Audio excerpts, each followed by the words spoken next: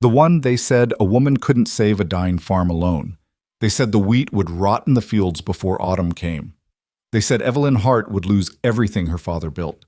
But they didn't know about the stranger who rode in on a chestnut horse, a man with secrets darker than Montana soil and hands strong enough to rewrite her fate. This is the story of a promise born in death, a debt paid in blood and sweat, and a love that bloomed where only dust should have grown. Stay with me until the end and comment your city below. I want to see how far this story travels across the world. The morning Thomas Hart died, the sky broke open like a wound. Evelyn heard it first, the wet, rattling gasp that pulled her from the kitchen where she'd been grinding coffee beans her father would never taste. She dropped the wooden grinder and it clattered across the floor as she ran, her boots heavy on the pine boards worn smooth by 3 generations of Harts, who'd walked these same halls, lived these same struggles, dreamed these same impossible dreams of prosperity on the unforgiving Montana frontier. Her father lay in the iron bed that had been her mother's deathbed 6 years prior, his face the color of old candle wax, his chest rising and falling in shallow, desperate movements that seemed to cost him everything. The tuberculosis had been eating him alive for months, turning a man who once could lift a full grain sack over each shoulder into this fragile shell, all bone and determination. "Papa?" Evelyn's voice cracked as she knelt beside him, taking his hand. His fingers were cold, so cold, even though the late August heat made the bedroom feel like the inside of a kiln. Thomas Hart opened his eyes, those sharp blue eyes that had always seen through her childhood lies and teenage rebellions, that had looked at her with such fierce pride when she'd learned to break a horse at 14, that had filled with tears the day her mother died and left them alone in this endless sea of wheat and wind. "Evelyn?" Her name came out like a prayer. "My girl." "Don't talk, Papa. Save your strength." She squeezed his hand, feeling the pulse there, weak, irregular, fading like a candle in a storm. "No." He coughed, and blood flecked his lips. Evelyn wiped it away with the corner of her apron, the same apron her mother had sewn, the fabric soft from years of washing. "No time for saving anything. Listen to me." She leaned closer, her dark hair falling forward to curtain them in a private world where death wasn't waiting just beyond the next breath. "The wheat," Thomas whispered. "It's ready. Another week, and it'll be too late. The grain will shatter, fall to the ground. Everything we worked for, everything your mother and I built." "I know, Papa. I know." Evelyn blinked back tears that burned like acid. Outside the window, she could see the wheat fields stretching toward the horizon, acre upon acre of golden grain, heavy with seed, bending in the wind like an ocean of honey and sunlight. 40 acres of prime wheat, the best crop they'd had in 5 years. Enough to pay off the banknote, enough to see them through the winter with money to spare, enough to finally get ahead instead of just surviving. But it all needed to be harvested, cut, bundled, threshed, stored, and there was only her. "Promise me." Thomas gripped her hand with surprising strength, his eyes blazing with a fever that had nothing to do with the disease consuming him. "Promise me you won't lose this farm.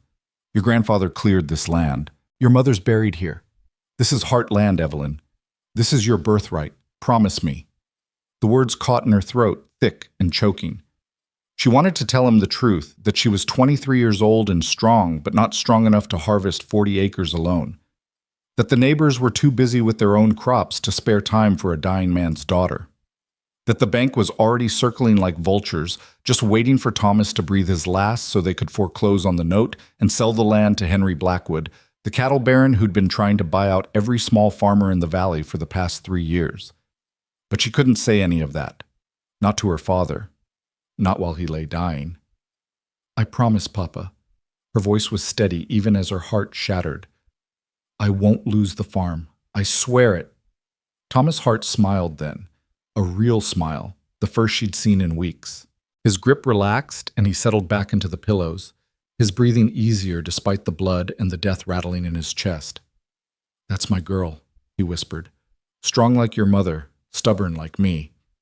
He coughed again, weaker this time. "The scythe is sharp. I made sure yesterday, knew you'd need it." "Papa, please." "And remember, but The north field drains poorly. Cut there first in case of rain. His eyes were starting to glaze, focusing on something beyond the ceiling, beyond the room, beyond the world where his daughter knelt beside him with tears streaming down her face. I remember everything you taught me. Good girl. Thomas's voice was barely a whisper now, fading like smoke. Your mother, she's calling me. Can you hear her? Evelyn couldn't speak. She just held his hand and watched as the light slowly dimmed in her father's eyes, as his chest rose one final time and then went still, as everything she'd ever known and loved and relied upon slipped away into the vast, uncaring silence of death. She sat there for a long time after he was gone, holding his cooling hand, listening to the wind rattle the window panes and the wheat whisper its urgent, unforgiving demands outside. Finally, when the sun had climbed high enough to turn the bedroom golden, Evelyn Hart released her father's hand, stood on shaking legs, and walked outside to face the impossible task ahead. The scythe felt wrong in her hands. Evelyn stood at the edge of the north field, her father's ancient wooden-handled scythe gripped in both fists, staring at the ocean of wheat that rippled and swayed in the hot morning wind. The blade was sharp. Papa had kept his word even in his dying days, but it was also heavy, designed for a man's strength and a man's reach. She'd watched her father work this blade 1,000 times, watched the graceful arc of his swing, the way he moved down the rows with steady rhythm, the wheat falling in neat swaths behind him like golden soldiers surrendering to an inevitable tide. He'd made it look easy, even beautiful. But when Evelyn swung the scythe now, it felt like trying to cut water with a stone. The blade bit into the wheat stalk, sure enough, but her arc was wrong, the angle too high, and half the grain sprang back up instead of falling clean. She stumbled forward, regained her balance, and tried again. This time she cut too low, and the blade snagged in the stubble and nearly twisted out of her grip. "Come on," she muttered through gritted teeth. "Come on, damn you!" She planted her feet wider, adjusted her grip, and swung again. Better. The wheat fell this time, mostly. She took a step forward and swung again, and again, and again. Within an hour, her shoulders were screaming. Within 2 hours, blisters had formed on her palms where the wooden handle rubbed. By noon, when the sun stood directly overhead and turned the field into a furnace, those blisters had burst and bled, soaking into the scythe handle and making her grip slippery. Evelyn stopped to catch her breath, leaning on the scythe like an old woman leaning on a cane. She looked back at what she'd accomplished, maybe a dozen rows, perhaps a 20th of just this one field. At this pace, it would take her weeks to cut even half the wheat, and by then the rest would have shattered and been lost. The mathematics of failure were brutally simple. She looked toward the house, where her father lay in his bed, waiting for someone to wash his body and prepare him for burial. She'd need to ride into town, report the death, arrange for the preacher and the undertaker. That would eat up the rest of today. Tomorrow she'd have to actually bury him, and people would come. Neighbors who'd offer sympathy, but not their labor. Townsfolk who'd bring casseroles and pity, but not solutions. And while she dealt with death, the wheat would keep ripening, keep waiting, keep threatening to fall and rot if she didn't somehow find a way to harvest it. "I promised you, Papa," Evelyn whispered to the wind. "I promised." But promises meant nothing to physics and biology and the cruel mathematics of labor and time. She was about to force herself back to work, to swing the scythe until her arms fell off if that's what it took, when she heard it. The sound of hoofbeats approaching on the dirt road that ran past the property. Evelyn turned, shading her eyes against the brutal noon sun, and saw a rider coming from the east. A lone man on a chestnut horse, moving at an easy walk, in no particular hurry. As he drew closer, she could make out more details. Tall in the saddle, broad-shouldered, wearing a dusty brown coat despite the heat and a wide-brimmed hat pulled low against the sun. She frowned. She didn't recognize the horse or the rider, and strangers were rare out here. The Hart farm sat 5 miles from town, at the end of a road that didn't really lead anywhere except to the mountains beyond. People didn't just wander past. The rider slowed as he approached, then stopped at the fence line that separated the road from the wheat field. He sat there for a moment, looking at her, then at the wheat, then at the house in the distance. Finally, he dismounted with a slight hitch in his movements, a limp, Evelyn realized, and walked his horse to the fence. Up close, she could see he was probably in his early 30s, with several days of beard stubble darkening his jaw and eyes the color of storm clouds. There was something careful in the way he moved, something deliberate, like a man who'd learned the hard way not to make sudden movements or draw unnecessary attention. "Ma'am?" He touched the brim of his hat in greeting. His voice was deep, roughened by dust and distance. "Name's Jack Harlow. I heard in town this place might need a hand for harvest." Evelyn stared at him, too tired and too grief-stricken to make sense of what he'd just said. "What?" "Harvest." He gestured at the wheat with one calloused hand. "I'm looking for work. Heard Thomas Hart's place might be hiring." The words hit her like cold water. She opened her mouth, closed it, then finally found her voice. "My father died this morning." Something shifted in Jack Harlow's expression. Not surprise exactly, but a confirmation of something suspected. "I know. I heard he was sick. I'm sorry for your loss." Evelyn felt anger flare in her chest, hot and irrational. "If you knew he was sick, then you know I can't hire anyone. We don't have money for labor. We barely have money for anything." Jack was quiet for a moment, his gray eyes studying her with an intensity that made her want to look away. Finally, he said, "I didn't say anything about money, ma'am. I said, I'm looking for work. There's a difference." "I don't understand." "Let me work your harvest. I'll cut your wheat, help you get it stored and ready for market. When it's done and you've sold it, you can pay me whatever's fair, not before." He said it simply, like he was discussing the weather, not offering to potentially work for weeks without guarantee of payment. Evelyn's grip tightened on the scythe handle, and she felt the fresh blood from her torn blisters make the wood slick. This man was a stranger. She didn't know him, didn't know his history, didn't know why he'd ride 5 miles out of town to offer free labor to a woman he'd never met. Nothing in this world was free. Her father had taught her that. "Why would you do that?" she asked, her voice sharper than she intended. "Why would you work for a promise instead of money in hand?" Jack was quiet again, and in that silence, Evelyn heard the wheat rustling around them, urgent and patient at the same time. Finally, he said, "Because sometimes a promise is all people have, and sometimes it's worth more than money."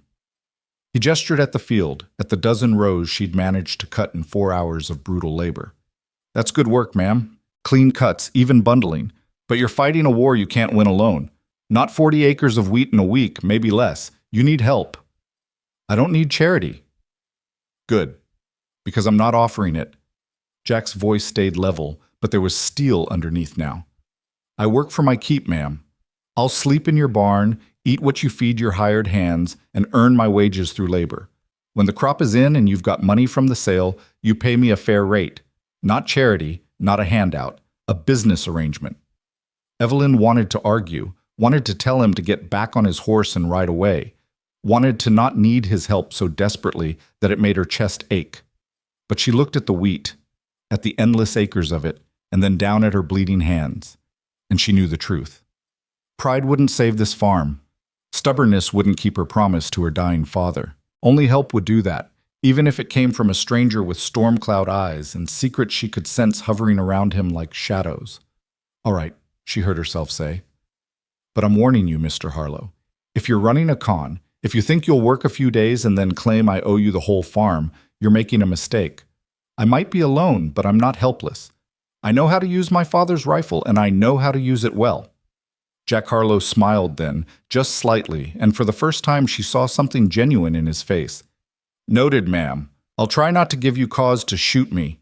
He tied his horse to the fence post and climbed over the rails with that slight limp slowing his movements but not stopping them.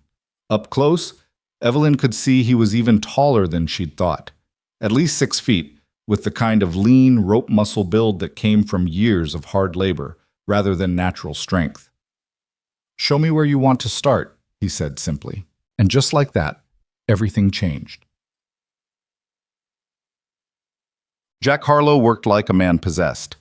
Evelyn showed him the north field where she'd been struggling, explained her father's reasoning about drainage and rain, then retreated to the house to deal with the grim necessities of death.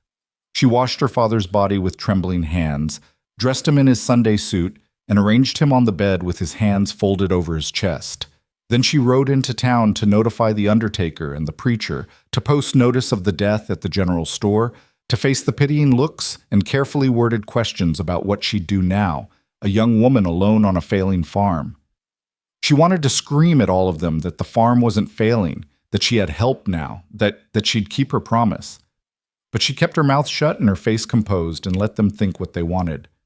When she returned home in the late afternoon, exhausted and hollowed out from grief and stress, she found Jack Harlow still in the field. He'd removed his coat despite the heat, working in just his shirt and vest, and the wheat fell before him in long, perfect swaths that looked like the work of a man who'd been born with a scythe in his hands. Evelyn stood at the fence and watched him work, mesmerized by the rhythm of it. His limp was barely noticeable now, just a slight hitch every few steps that didn't slow his pace. Swing, step, swing, step, swing, step, over and over, mechanical and tireless.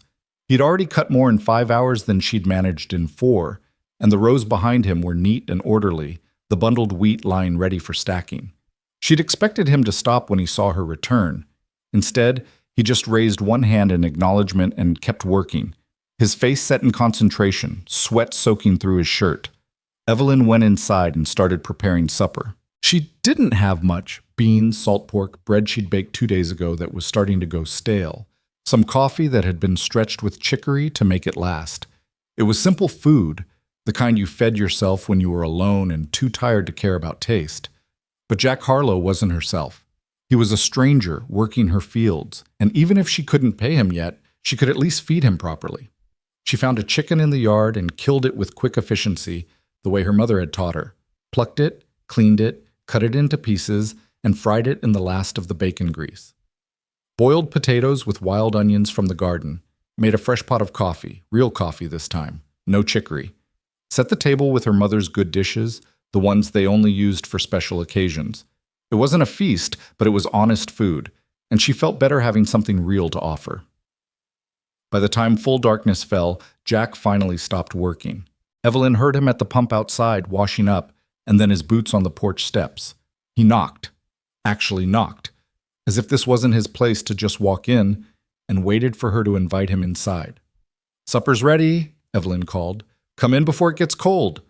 Jack entered, removing his hat and hanging it on the peg by the door with the automatic courtesy of a man raised with manners.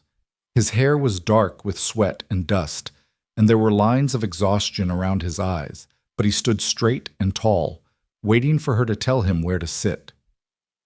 "There." Evelyn gestured at the chair across from hers, the one that had been her father's. She hesitated for just a moment. It felt wrong, letting a stranger sit in Papa's place, but then pushed the feeling aside. Her father was dead. That chair was just a chair now. Jack sat, and Evelyn brought the food to the table.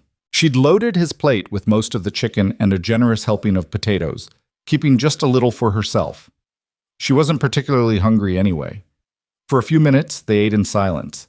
Jack had the manners to use his fork properly and to not speak with his mouth full, which spoke to some kind of decent upbringing. But there was something rough around the edges too, a hardness that came from years of difficult living. Finally, Evelyn broke the silence. "You cut more in one afternoon than I managed all morning." Jack looked up from his plate. "You were doing fine, ma'am, just fighting the wrong battle. A scythe that size, you need to let the weight do the work, not force it. Your father's tool was built for his height and reach. We can adjust the handle tomorrow, make it fit you better." "We?" "If you're planning to work alongside me, which I assume you are, given that fierce look you get when you swing that blade." There was the faintest hint of amusement in his voice, not mocking, but almost respectful. Evelyn felt something unknot slightly in her chest. "I'm not afraid of work, Mr. Harlow." "I can see that. And it's Jack, ma'am. Mr. Harlow makes me sound like I'm somebody important, which I assure you I'm not." "Then you can stop calling me ma'am. My name is Evelyn." "Evelyn?" He said it carefully, like he was testing the weight of it. "That's a good name. Suits you."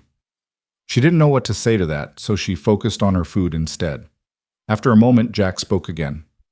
"I'll need to know more about your situation tomorrow. How much wheat, what condition the equipment's in, whether you've got contracts with buyers, or if you'll be selling direct. But tonight, If you don't mind my saying, you should rest. You've had about the worst day a person can have." Evelyn felt her throat tighten.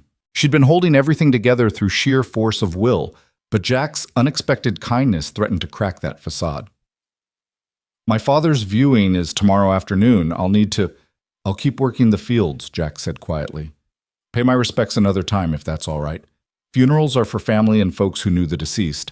I'm just the hired hand." "You're not—" Evelyn stopped herself. What was he exactly?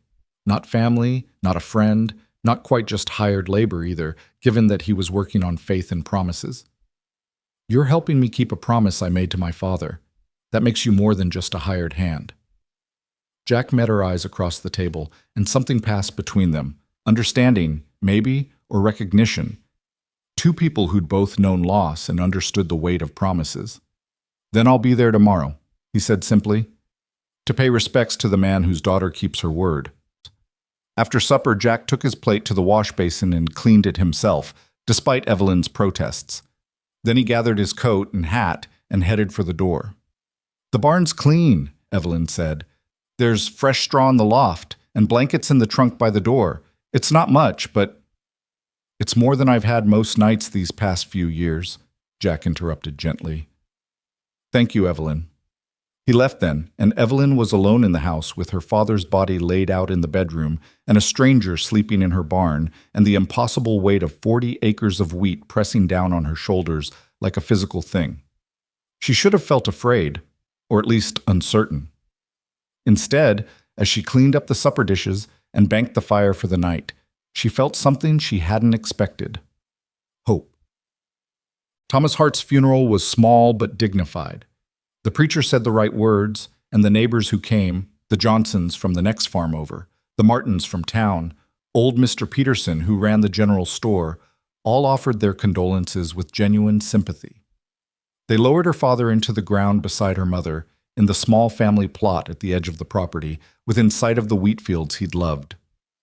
Evelyn stood dry-eyed through the whole ceremony. She'd cried herself out the night before, alone in her room, and now there was just a hollow emptiness where her father used to be. She accepted the handshakes and the murmured sympathies and the promises that people would check in on her with numb politeness. Mrs. Johnson, a plump woman with kind eyes and 8 children, pulled Evelyn aside after most of the others had left. "Dear, you know you can't stay out here alone. It's not proper and it's not safe. You should come stay with us for a while, at least until you figure out what to do with the farm." "I'm staying," Evelyn said firmly. "This is my home." "But the harvest, dear, is being taken care of." Evelyn gestured toward the fields, where Jack Harlow stood at a respectful distance, hat in hand, his head bowed in silent prayer. He'd shown up just as the service started, clean-shaven and wearing what was obviously his only good shirt, and had stood quiet and respectful through the entire ceremony. Mrs. Johnson followed her gaze and frowned. "Who is that?" "Jack Harlow. He's helping with the harvest." The frown deepened. "I've never heard of him. Where's he from?" "Does it matter?" Evelyn kept her voice level, but there was steel underneath. "He's a good worker, and he's helping me save my father's crop. That's all I need to know." Mrs. Johnson looked like she wanted to say more, probably something about propriety or reputation or the dangers of letting strange men work your farm, but Evelyn's expression must have warned her off. Instead, she just squeezed Evelyn's hand and said, "If you need anything, anything at all, you send word." "I will.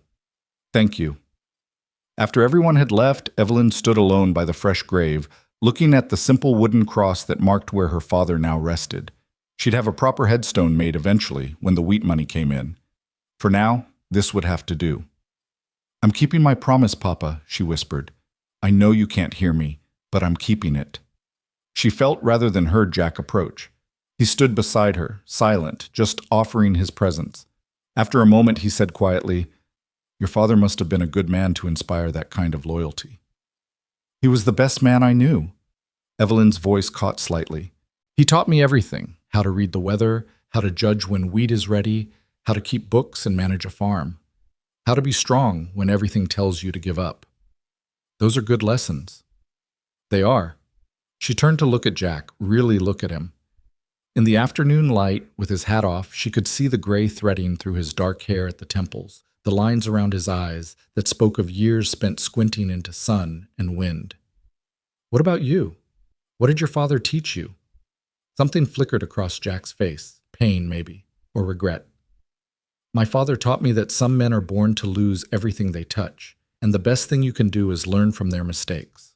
It wasn't the answer she'd expected, and the bleakness of it shocked her. Before she could respond, Jack put his hat back on and stepped away from the grave. "I should get back to work. We've still got a lot of wheat to cut, and rain's coming in a few days. I can smell it." He was right.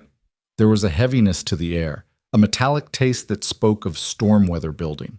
They didn't have time to waste on grief or questions about the past. "Let me change clothes," Evelyn said. I'll join you in the field." Jack nodded, then paused. "Evelyn, your father would be proud of you. Just wanted you to know that." He walked away before she could respond, heading back toward the fields where the wheat waited, patient and demanding. Evelyn stood by her parents' graves for one more moment, then straightened her shoulders and went to do the work that would keep her promise alive. They fell into a rhythm over the next few days. Up before dawn, when the world was still gray and cool, coffee and bread for breakfast, eaten quickly and mostly in silence. Then out to the fields, where Jack had already sharpened the scythes and laid out the plan for the day's work. He'd adjusted her father's old scythe to fit her height better, shortening the handle and rebalancing the blade, and now it moved more smoothly in her hands. She still couldn't match his pace. No one could, she thought, watching him work. But she could hold her own, cutting steady rows while he worked the more difficult sections where the wheat had tangled or the ground was uneven. They worked through the heat of the day, stopping only for water and a brief midday meal. Evelyn had never worked so hard in her life, not even during previous harvests when her father had been alive and healthy. Every muscle screamed, her hands bled despite the cloth wraps she'd bound them with, and by evening she was so exhausted she could barely keep her eyes open over supper. But the wheat kept falling, row after row, acre by acre. What had seemed impossible was slowly, painfully becoming possible. Jack fascinated her, though she tried not to let it show. He moved through the work with the kind of easy competence that came from years of practice, his limp barely noticeable now that she'd gotten used to his rhythm. He spoke little while working, saving his breath for the labor, but in the evenings over supper he'd talk, carefully, thoughtfully, like a man who'd learned to weigh his words. He told her about Kansas, where he'd tried and failed to build a life, about drought years when the sky stayed hard and blue for months without mercy, when cattle died by the dozens and crops withered in the fields, about debt that piled up faster than any man could work it off, until the bank came and took everything, the land, the livestock, the little house he'd built with his own hands. "Lost it all," he said one evening, his voice matter-of-fact but his eyes distant. "Every damn thing. Even lost my pride for a while there, which might have been the worst part." "Is that when you hurt your leg?" Evelyn asked carefully. She'd noticed he rubbed at his right knee sometimes when he thought she wasn't looking, especially in the evenings after a long day's work. Jack glanced up, surprised she'd noticed. Then he nodded slowly.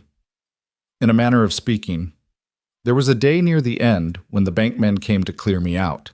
I didn't want to go quietly, got into it with one of their hired hands, and, well, let's just say I learned the hard way that fighting doesn't change anything except how much you hurt afterward." Evelyn could imagine it. Jack, younger and angrier, refusing to let strangers take what he'd built. The fight that followed, the injury that had left him limping, the helplessness of watching everything disappear anyway. "I'm sorry," she said quietly. "That must have been terrible." "It was, but it taught me something important." Jack met her eyes across the table. "It taught me that pride is expensive, and sometimes the smartest thing you can do is let go of what you can't hold on to anyway. Took me a long time to learn that lesson, but I learned it." "Is that why you're here? Because you learned to let go?" Jack was quiet for a long moment, turning his coffee cup in his hands. Finally, he said, "I'm here because I learned that sometimes you get a chance to make things right, and you don't waste those chances, even if the making right comes years late." There was something else there, something he wasn't saying, but Evelyn didn't push. They all had secrets, she figured. Hers were buried in the family plot by the wheat fields. His were his own business. On the third night after the funeral, a storm rolled in.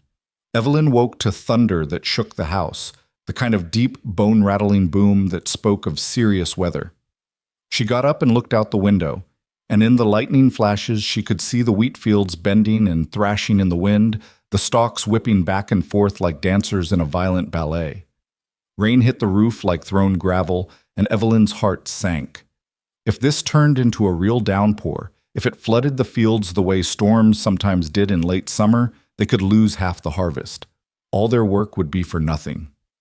She dressed quickly and ran downstairs, intending to go check on the fields, maybe see if there was anything she could do to protect the cut wheat they'd already bundled and stacked. But when she opened the door, she found Jack already there, standing on the porch in his coat, staring out at the storm. "How bad is it?" she called over the wind. "Bad," Jack called back. "But not the worst I've seen. The North Field's going to flood for sure. It always does with this kind of rain. But the rest should be okay if the storm passes through quick." As if in answer, lightning cracked across the sky, so close and bright that Evelyn could see everything for a split second. The wheat, the barn, Jack's face stark and worried in the white light. Thunder followed immediately, a cannon-shot boom that made her ears ring. "We need to move the bundled wheat," Evelyn shouted. "Get it to higher ground before the water rises." "Too dangerous," Jack shouted back. "Lightning's too close. We waited out." He was right. She knew he was right. But watching the storm tear at her father's fields made her want to scream with frustration. They'd worked so hard, cut so much wheat, and now nature was threatening to wash it all away. Jack must have seen something in her face because he reached out and caught her arm. "Evelyn, the wheat doesn't matter if you're dead. We wait." She wanted to argue, but another lightning strike, this one hitting a tree at the edge of the property, splitting it with a crack like the end of the world, convinced her he was right. They retreated into the house, and Evelyn slammed the door against the wind and rain. Inside, with the storm raging outside, the farmhouse felt small and fragile. Water was already starting to leak through the roof in the kitchen, dripping steadily into the bucket Evelyn quickly positioned. The walls creaked and groaned, and Evelyn found herself praying, something she hadn't done much since her mother died, that the house would hold. Jack shed his dripping coat and hung it by the door. His shirt was soaked through, clinging to his frame, and Evelyn realized with a start that he must have been outside for a while before she woke, probably checking on the fields, trying to secure whatever he could. "You're soaked," she said. I'll get you a towel." "I'm fine." "You're dripping on my floor. I'll get you a towel." She went to the linen cupboard and pulled out one of the thick towels her mother had woven years ago. When she came back, Jack was standing by the kitchen window, staring out at the storm-lashed darkness. "Here." She handed him the towel. "Thanks." He dried his face and hair, then turned to look at her. In the lamplight, with his hair wet and wild and those gray eyes serious, he looked younger somehow, more vulnerable. "Evelyn, I need to tell you something." "What?"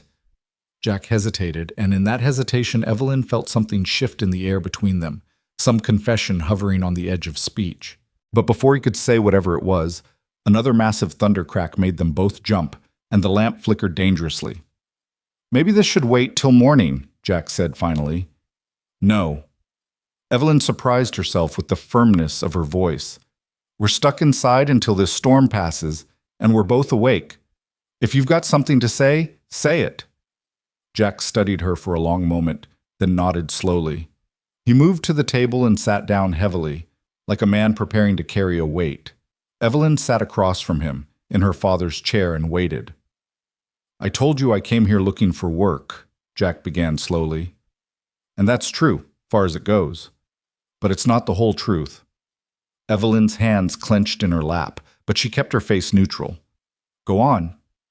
3 years ago, I was driving cattle through this territory. Had a small herd, maybe 30 head, that I'd scraped together after losing my place in Kansas. Thought if I could get them to market in Helena, I'd make enough to start over somewhere else. Jack's voice was steady, but his hands were gripping the edge of the table. There was a storm, not unlike this one. The cattle spooked and broke through a fence. By the time I got them rounded up, they'd trampled through someone's field, ruined about half an acre of wheat that was ready for harvest. Evelyn's breath caught. She remembered that summer, remembered her father cursing about cattle getting into the north field, remembered him being unusually quiet for days afterward. "That was you," she said softly. "You're the one who—" "Yeah." Jack met her eyes. "That was me. And your father. He would have been within his rights to shoot those cattle, or sue me, or call the sheriff. Instead, he helped me round them up, made me coffee, sat on his porch, and told me about his daughter who'd just turned 20 and could outthink half the men in Montana, said she was going to do great things someday." Thunder rolled again, but softer now, the storm beginning to move off. In the quiet that followed, Evelyn could hear her own heartbeat, loud and fast. "He forgave me," Jack continued. "Didn't ask for compensation, didn't even seem angry, just said accidents happen, and a man's got to make his way in the world however he can. I tried to pay him something, but he refused. Said maybe someday I'd be in a position to help someone else, and that would be payment enough." Evelyn felt tears sting her eyes. That sounded like her father, generous to a fault, always believing the best of people, always willing to offer grace instead of judgment. "When I heard in town that Thomas Hart had died," Jack said quietly, "and that his daughter was facing harvest alone, I knew this was my chance to make it right, to pay back the debt I owed your father." He paused, then added, "At first, that's all it was, a debt to be paid." "At first?" Evelyn's voice was barely a whisper. Jack's eyes held hers, and in them she saw something that made her breath catch. Not pity, not duty, but something deeper and more complicated. "At first, but then I met you, and I saw how hard you were willing to work, how fierce you were about keeping your promise.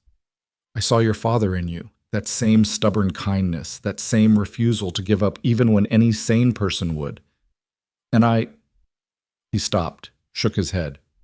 "I stopped doing this just because I owed your father a debt. I'm doing it because you deserve to keep this farm, because I believe in what you're fighting for." The storm had passed now, reduced to distant rumbles and the steady patter of rain on the roof. In the quiet, Evelyn could hear everything she'd been trying not to acknowledge. The way her heart jumped when Jack smiled, the way she'd started looking forward to their evening conversations, the way his presence had started to feel less like a stranger in her space and more like, what? A partner? A friend? Something more? "Thank you for telling me," she said finally. "I know that couldn't have been easy. Seemed wrong not to. You deserve to know why I'm really here. And now that I do know," Evelyn took a breath, "does anything change?" Jack looked at her and slowly, he shook his head. "Not unless you want it to. I'm still here to finish this harvest, still planning to help you keep your promise. That doesn't change just because you know the whole story now." Evelyn stood up, suddenly restless, and walked to the window. The rain was lighter now, and in the east she could see the faintest hint of dawn starting to break. Another day was coming, bringing with it all the same challenges and impossible labor. But she didn't feel alone anymore. She turned back to Jack. "The storm's passing. We should try to get some rest before sunup. There'll be a lot of cleanup work to do once it's light enough to see." Jack stood, picking up his damp coat. "You're right." He moved toward the door, then paused. "Evelyn, I know I came here with my own reasons, my own debts to pay. But I want you to know, getting to know you these past days, working alongside you, seeing your strength, that's been worth more than paying off any old obligation. You're remarkable. Your father knew it, and now I know it too." Before she could respond, before she could process the warmth that spread through her chest at his words, he was gone, the door closing softly behind him. Evelyn stood alone in her kitchen, listening to his footsteps fade toward the barn, and pressed her hand over her racing heart. Outside, the rain fell softly, gently now, washing the wheat clean and watering the earth where her parents rested.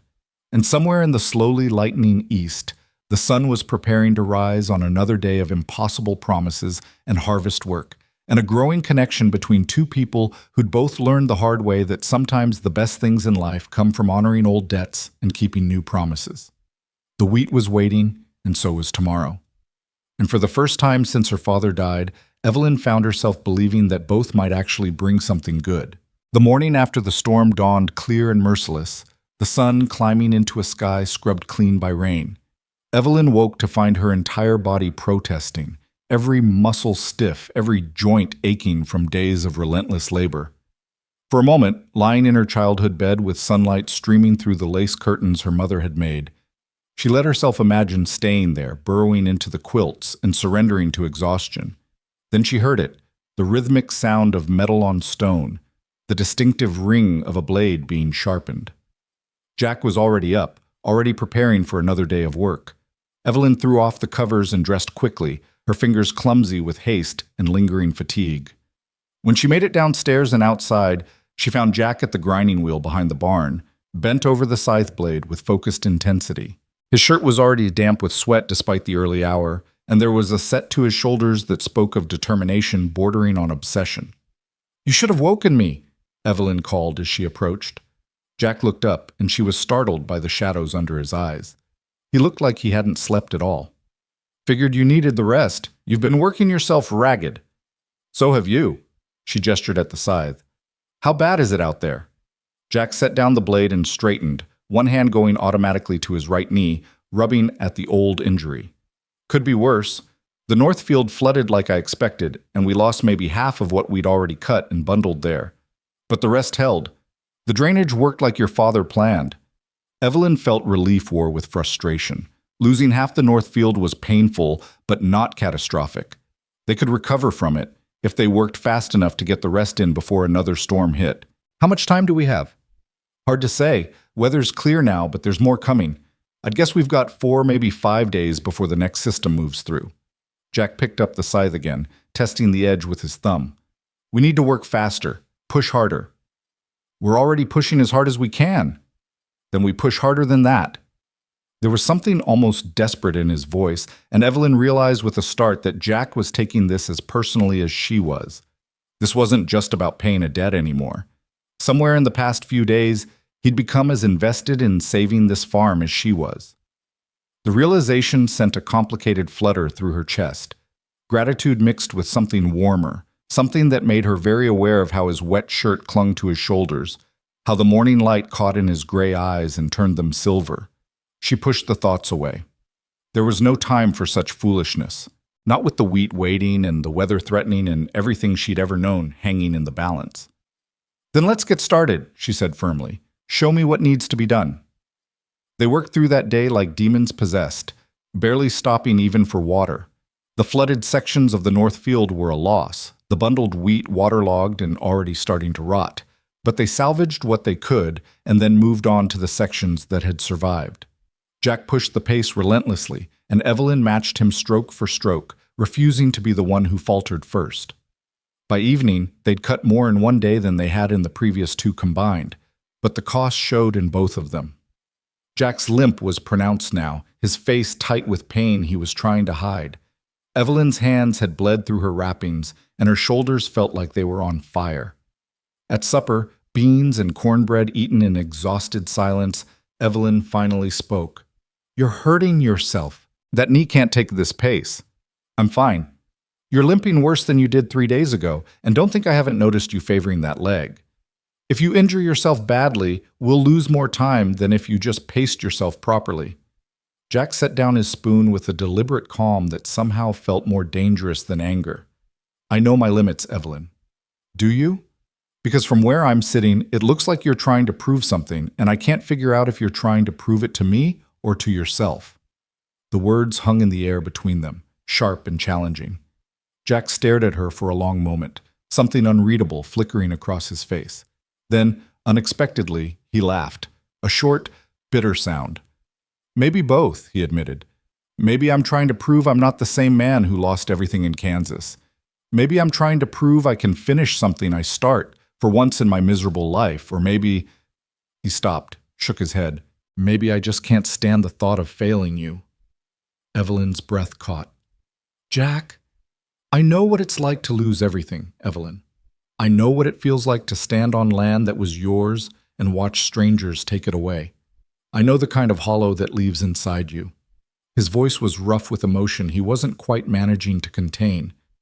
"When I see you fighting so hard to keep this place, to honor your father's memory, to keep a promise that's eating you alive, I see myself 3 years ago, except you're stronger than I was. You're not giving up, and I'll be damned if I let you fail because I couldn't work hard enough." Evelyn felt tears sting her eyes, and she blinked them back fiercely. "This isn't your failure to bear, Jack. This is my farm, my promise, my fight. I know that, but sometimes people need help carrying their burdens. Your father taught me that 3 years ago when he could have made my life hell and chose kindness instead. Let me help you carry this." She wanted to argue, wanted to tell him she didn't need anyone's help, that she could do this alone. But the truth was staring her in the face across the table. She couldn't do this alone. She'd been fooling herself to think otherwise. Without Jack, without his strength and skill and relentless determination, the wheat would have died in the fields and the bank would have foreclosed and her promise would have meant nothing. "All right," she said softly, "but we do this smart. We pace ourselves.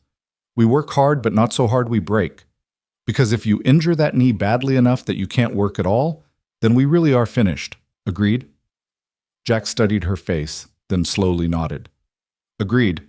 But that means you take care of yourself too. Those hands of yours are a mess, and you're favoring your left shoulder. Don't think I haven't noticed." "Deal." Evelyn managed a tired smile. "We'll both stop trying to kill ourselves and settle for merely working ourselves to the bone. Seems like a reasonable compromise." After supper, Evelyn brought out her mother's medical kit, a wooden box filled with herbs and tinctures and remedies passed down through generations. She made Jack sit at the table and roll up his right pant leg, ignoring his protests. The knee was swollen and hot to the touch, the old injury clearly aggravated by days of hard work. Evelyn mixed a poultice of comfrey and arnica, the pungent smell filling the kitchen, and wrapped it carefully around the joint. "This'll help with the swelling," she said, tying off the bandage with practiced efficiency. "And tomorrow, you're going to let me handle the sections where the ground is uneven. No arguments." Jack looked like he wanted to argue anyway, but something in her expression must have convinced him it was futile. "Yes, ma'am." "I thought we agreed you'd stop calling me ma'am. That was before you started ordering me around like a schoolmarm with a ruler. Seemed appropriate to bring it back." But there was warmth in his voice, almost affection, and Evelyn felt that flutter in her chest again. She busied herself putting away the medical kit, trying to ignore the way her heart was beating too fast, the way she was suddenly hyper-aware of how close they were standing, the way Jack's eyes followed her movements with an intensity that had nothing to do with wheat or harvests or old promises. "Evelyn," Jack said quietly. She turned and found him standing now, closer than she'd realized.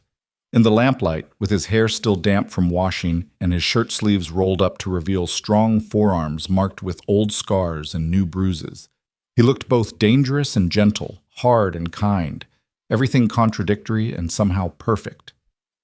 "Thank you," he said simply, "for trusting me, for letting me help, for not giving up when any sane person would have."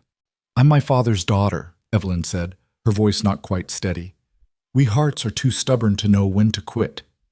That's one of the things I—" Jack stopped, seemed to reconsider his words.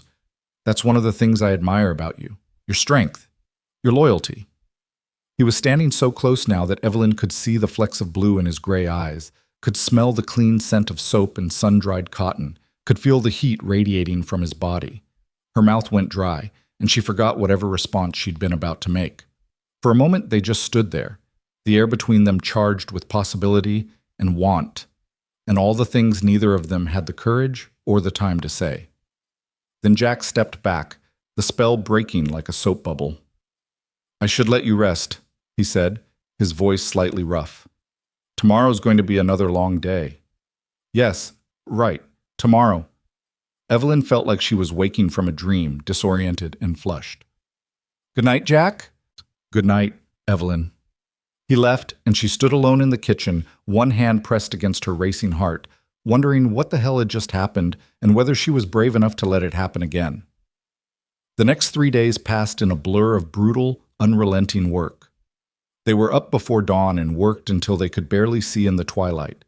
The wheat fell before them in endless rows, and slowly, impossibly, The fields began to look harvested instead of abandoned. Jack kept his word about pacing himself, and Evelyn did her best to do the same, though the urgency driving both of them made moderation feel like cowardice. They developed a rhythm, an unspoken understanding of how to work together. Evelyn learned to anticipate when Jack would need water or when his knee was bothering him more than he'd admit. Jack learned to read the subtle signs of her exhaustion, the way her shoulders would start to droop, the slight tremor in her hands when she gripped the scythe. In the evenings, over simple suppers, they talked. Jack told her more about his past, about growing up in Missouri, about his mother who'd died when he was young, about his father's failed business ventures and bitter drinking and early death. He told her about the years he'd spent drifting, taking work where he could find it, never staying long enough to put down roots or risk caring about anything. "Thought if I kept moving, I couldn't lose anything," he said one night, staring into his coffee cup like it held answers. "Turns out you can lose things you never even knew you wanted. Time, mostly. The chance to build something real." Evelyn told him about her mother, Sarah Hart, who'd been beautiful and fierce and had died too young, leaving a hole in their family that never quite healed. She told him about growing up on the farm, about the isolation of it, the way other girls her age had been learning to dance and flirt while she was learning to drive a plow and manage accounts. "Sometimes I wondered what it would be like to be normal," she admitted. "To want the things other women want, a husband in town, a nice house, children, a life that didn't involve dirt under my fingernails and calluses on my hands." "Do you still wonder?" Evelyn considered the question seriously. "Sometimes. But then I think about losing this place, about walking away from everything my parents built, and I know I couldn't do it. This farm is part of me. For better or worse, this is who I am." Jack reached across the table and took her hand, the first time he'd deliberately touched her since that charged moment in the kitchen days ago. His palm was warm and calloused, and Evelyn felt electricity spark at the contact. "Then I'm glad you are who you are," he said quietly, "because the world needs more people who know what's worth fighting for." On the fourth day after the storm, they finished the main fields, 40 acres of wheat cut and bundled and stacked, ready for threshing. It was backbreaking work, the kind that left them both so exhausted they could barely climb the porch steps. But it was done. Evelyn stood at the edge of the property as the sun set, looking at the neat rows of bundled wheat, at the evidence of their labor stretching in every direction. She felt tears of relief and exhaustion and pride spill down her cheeks, and didn't bother to wipe them away. Jack came to stand beside her, and they watched the sunset paint the bundled wheat gold and copper and bronze, turning their hard work into something almost beautiful. "We did it," Evelyn whispered. "My God, Jack, we actually did it." "You did it," Jack corrected gently. "This is your victory, Evelyn. Your promise kept." She turned to look at him, this man who'd ridden into her life at its darkest moment, who'd worked himself nearly to breaking to help her save everything that mattered, who'd become something she couldn't quite name but desperately wanted to keep. "Our victory," she said firmly. "I couldn't have done this without you. I wouldn't have even tried without you." Jack's expression softened, and he raised one hand to her face, his thumb gently wiping away the tracks of her tears. The gesture was unbearably tender, and Evelyn felt something crack open inside her chest. All the walls she'd built around her heart, all the defenses she'd maintained against wanting something beyond mere survival. "Evelyn," Jack said, his voice rough with emotion, "I need to tell you." Thunder rumbled in the distance, and they both turned to look at the horizon. Dark clouds were building there, purple-black and ominous, moving faster than Evelyn had ever seen clouds move. "No," she breathed. "No, not another storm. Not now." Jack's face had gone hard with worry. "That's not just a storm. That's a real system. Could be hail, could be flooding. Either way, if it hits before we can get the wheat under cover."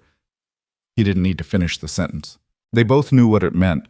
All their work, all their sacrifice, all those brutal days of labor, it could all be destroyed in an hour if that storm hit with hail or high winds, or enough rain to flood the fields again. "The barn," Evelyn said, her mind racing. "We could move some of the wheat into the barn, at least protect part of the harvest." "Not enough room. Not for all of it." "Then we protect what we can and pray the rest survives."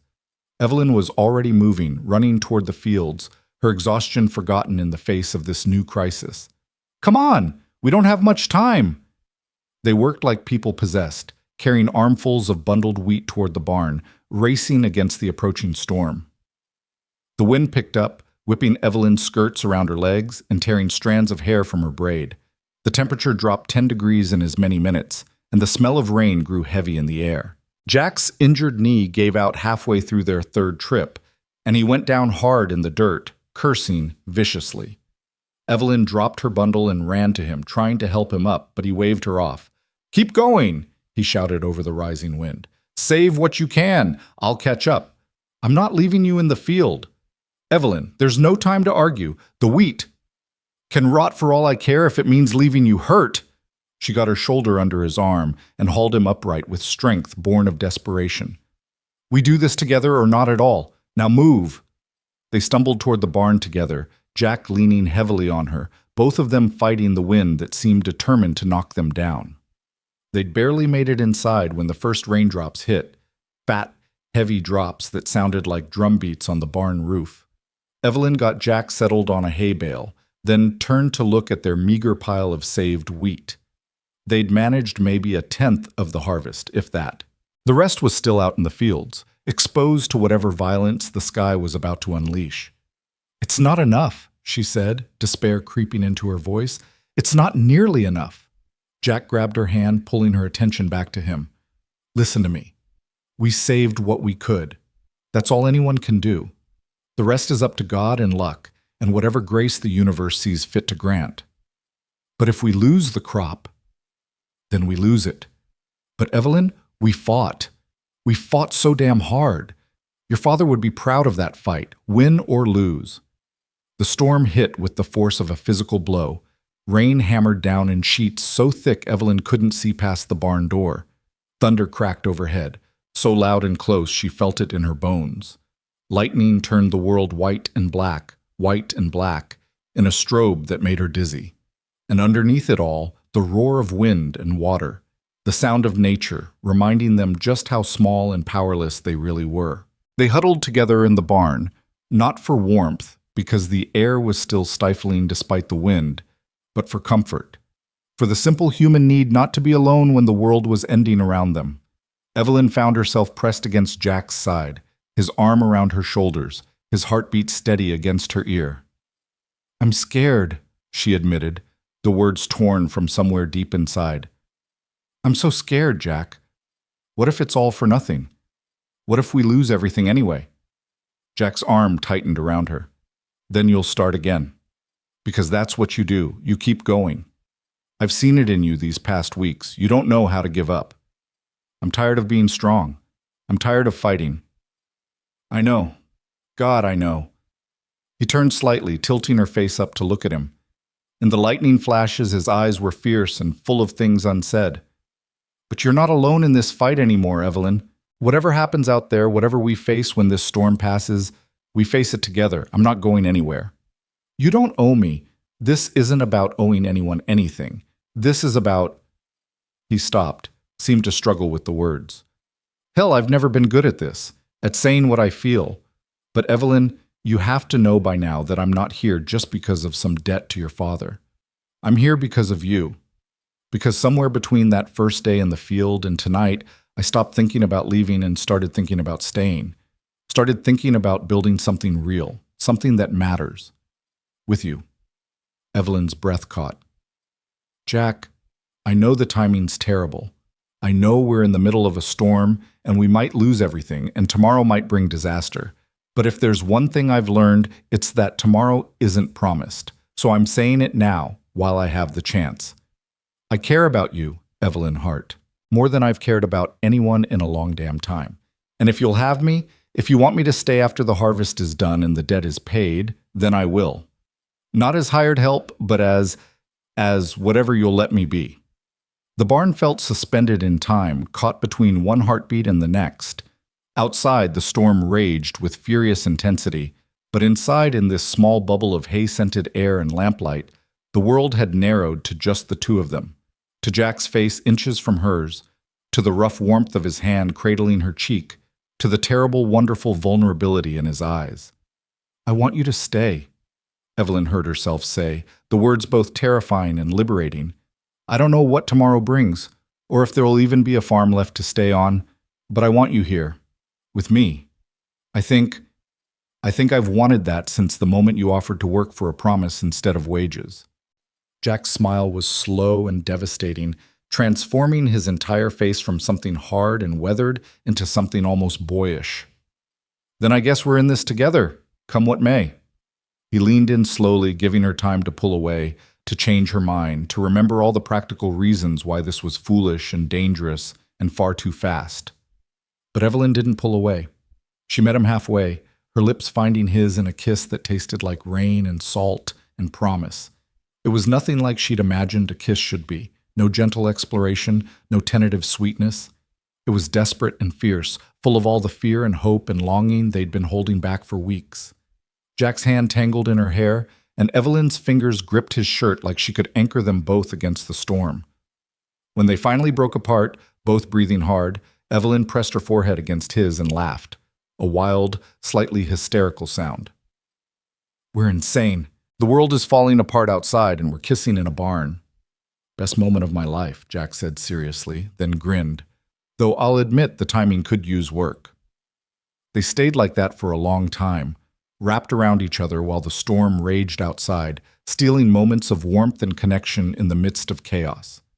Jack told her about Oregon, about the dreams he'd once had of seeing the ocean, of building a life on the coast where the weather was mild and the land was green. Evelyn told him about the time she'd snuck into town alone at 16 and gotten spectacularly lost trying to find her way home in the dark. They talked and kissed and held each other, and for those hours in the barn while the storm did its worst, Evelyn let herself believe that maybe, just maybe, happiness wasn't something that only happened to other people. Maybe she could have this, could have Jack and the farm and a future that stretched beyond mere survival. The storm passed sometime near dawn, the fury giving way to exhausted drizzle and then finally to silence.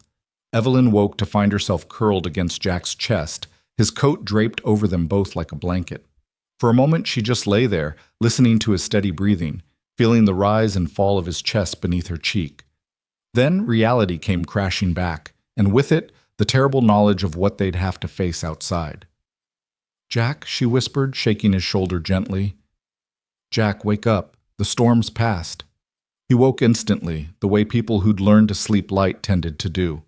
For a second he looked confused, then his arms tightened around her briefly before he released her and sat up, wincing as his injured knee protested. How long did we sleep? A few hours, maybe. Evelyn stood, brushing hay from her skirts, trying to steel herself for what they'd find. We should go look. They walked out of the barn together into a world transformed. The sky was clear and innocent, washed clean by the storm, with the sun just beginning to paint the eastern horizon pink and gold. But the fields, Evelyn's heart sank. The fields were a disaster. Where neat rows of bundled wheat had stood the night before, now there was chaos. Bundles scattered and broken, stalks bent and flattened, everything soaked through and muddy. It looked like a giant had thrown a tantrum across the land, destroying for the sheer pleasure of destruction. Oh God, Evelyn breathed. Oh God, it's ruined. It's all ruined. She took a step toward the devastation, then another, her legs numb and her mind refusing to process the magnitude of the loss. All those days of brutal work, all those hours of pain and exhaustion and determination, gone. Destroyed in one night of wind and rain and cosmic indifference. She sank to her knees in the mud, not caring about her dress or her dignity or anything except the crushing weight of failure settling over her like a suffocating blanket. She'd promised her father. She'd sworn she wouldn't lose the farm. And now, Evelyn, Jack's voice, rough with his own pain, seemed to come from very far away. Evelyn, look at me. She couldn't. She just knelt there in the mud, staring at the ruins of her hope, feeling tears stream down her face without bothering to wipe them away. Evelyn, please. Jack's hands on her shoulders, gentle but insistent, pulling her to her feet. Please look. Really look. She forced herself to focus, to see beyond the immediate devastation. And slowly, gradually, she realized what Jack had already seen. Yes, the fields were damaged. Yes, there were bundles broken and wheat scattered and mud everywhere. But the wheat itself, the wheat was still there. Flattened but not drowned. Wet but not rotting. Damaged but not destroyed. It's salvageable, Jack said quietly. It'll take work, a lot of work, and we'll lose some to spoilage. But Evelyn, it's salvageable. We can still save this. Evelyn looked up at him, hardly daring to believe. Are you sure? I'm sure. I've seen worse damage recovered from. We'll need to work fast, get everything restacked and drying before mold sets in. But we can do this. He pulled her against him, holding her tight. We can do this, Evelyn. Together. She buried her face in his chest and cried, from relief, from exhaustion, from the sheer overwhelming weight of everything that had happened. Jack just held her and let her cry, one hand stroking her hair, murmuring reassurances that somehow made it through the storm of her emotions. Finally, when she had no tears left, Evelyn pulled back and wiped her face with her muddy hands, probably making the mess worse. I must look terrible. You look beautiful, Jack said simply, and the absolute sincerity in his voice made her believe him. Well, beautiful or not, we have work to do. Evelyn straightened her shoulders, feeling determination rise to replace despair. If we can still save this harvest, then that's what we're going to do, no matter how long it takes. Jack smiled, that devastating smile that made her heart skip, and offered her his hand. Then let's get started. We've got a promise to keep. They walked back toward the fields together, hand in hand, ready to begin again. And behind them, forgotten in the barn, the small pile of wheat they'd managed to save stood as proof that sometimes the smartest thing you can do is fight for every inch, protect what you can, and trust that enough small victories can add up to survival. The sun climbed higher, burning off the last of the storm clouds, and Evelyn Hart squared her shoulders and went back to war with nature, time, and fate itself. But this time, she wasn't fighting alone. The work of salvaging the storm-damaged wheat was somehow worse than the original harvest had been. At least then they'd been working with standing grain, with neat rows and predictable patterns. Now they were dealing with chaos, bundles that had come apart in the wind, stalks that had been driven into the mud, wheat that had tangled together into impossible knots that had to be carefully separated and assessed for damage. Evelyn's back screamed as she bent to gather scattered stalks for what felt like the 1,000th time that morning. Her dress was caked with mud up to her knees. Her hair had long since escaped its braid and hung in wet tangles around her face, and her hands had started bleeding again despite the wrappings Jack had insisted she wear. But she kept working, because what else was there to do? Give up? Let the wheat rot where it lay? Break her promise to her father because nature had decided to test her one more time? Not a chance in hell. Jack worked beside her with the same grim determination, though she could see the toll it was taking on him. His face was gray with exhaustion, his limp more pronounced with each passing hour, but he never slowed, never complained. They'd developed a system. He'd lift the heavier bundles while she sorted through the scattered stalks, determining what could be saved and what was too damaged or waterlogged to bother with. It was brutal, mind-numbing work, and by midday, Evelyn felt like she'd aged 10 years. But slowly, painfully, the chaos began to transform back into order. Bundles were restacked, this time under the temporary shelter of canvas tarps Jack had rigged between poles. Damaged wheat was separated from salvageable grain. The mud began to dry in the climbing sun, making the work marginally easier. They were working on a particularly stubborn tangle of wheat near the north field when Evelyn heard the sound of an approaching wagon.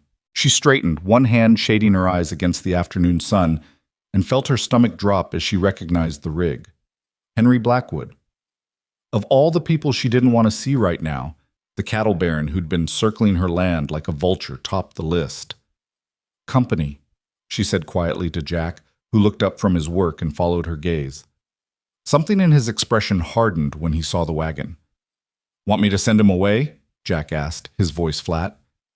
Evelyn shook her head. No, I'll handle this. Just stay close? Always. The word sent a flutter through her chest despite the circumstances, but she pushed it aside as Blackwood's wagon pulled to a stop near the fence line. The man himself climbed down with the practiced ease of someone who spent more time on horseback than on foot. Tall, well-built, Probably handsome if you liked your men slick and self-satisfied. He was wearing clothes that cost more than most farmers made in a season, and his boots probably cost more than Evelyn's entire wardrobe. "Miss Hart," Blackwood called, touching the brim of his expensive hat in a gesture that somehow managed to be both polite and condescending. "Heard you had some storm damage last night. Thought I'd come by and see if you needed any assistance." Evelyn walked toward the fence, very aware of how she must look, muddy, exhausted, barely holding together. But she kept her spine straight and her voice steady.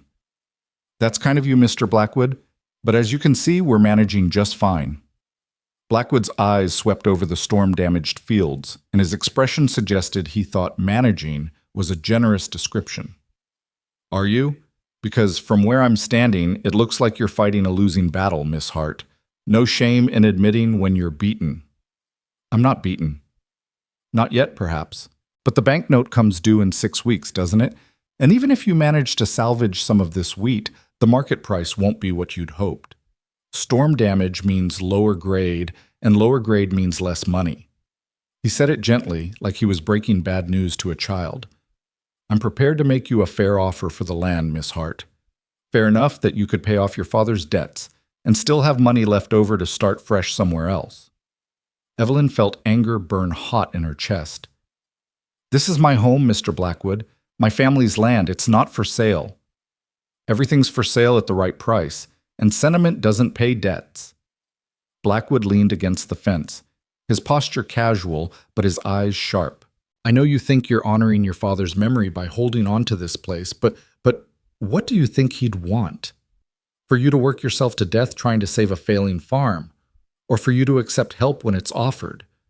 I think my father would want me to keep my promises, and I promised him I wouldn't lose this land. Promises made to dying men don't put food on the table, Miss Hart. They don't—" Blackwood stopped abruptly as Jack appeared at Evelyn's shoulder, his presence suddenly filling the space in a way that made the cattle baron take an involuntary step back. "The lady said the land's not for sale," Jack said quietly, but there was something dangerous in his tone. "Seems pretty clear to me." Blackwood's eyes narrowed as he assessed Jack, taking in the mud-covered work clothes, the obvious exhaustion, the proprietary way he stood beside Evelyn. "And you are?" "Jack Harlow. I'm helping Miss Hart with the harvest." "I see." Blackwood's tone suggested he saw rather more than Jack had actually said. "Well, Mr. Harlow, I hope she's paying you in something other than promises, because from what I hear, this farm is one bad season away from foreclosure." "That's enough," Evelyn said sharply. "Mr. Blackwood, I appreciate your concern, but it's not needed or wanted. My affairs are my own business." "For now," Blackwood agreed, straightening and adjusting his hat.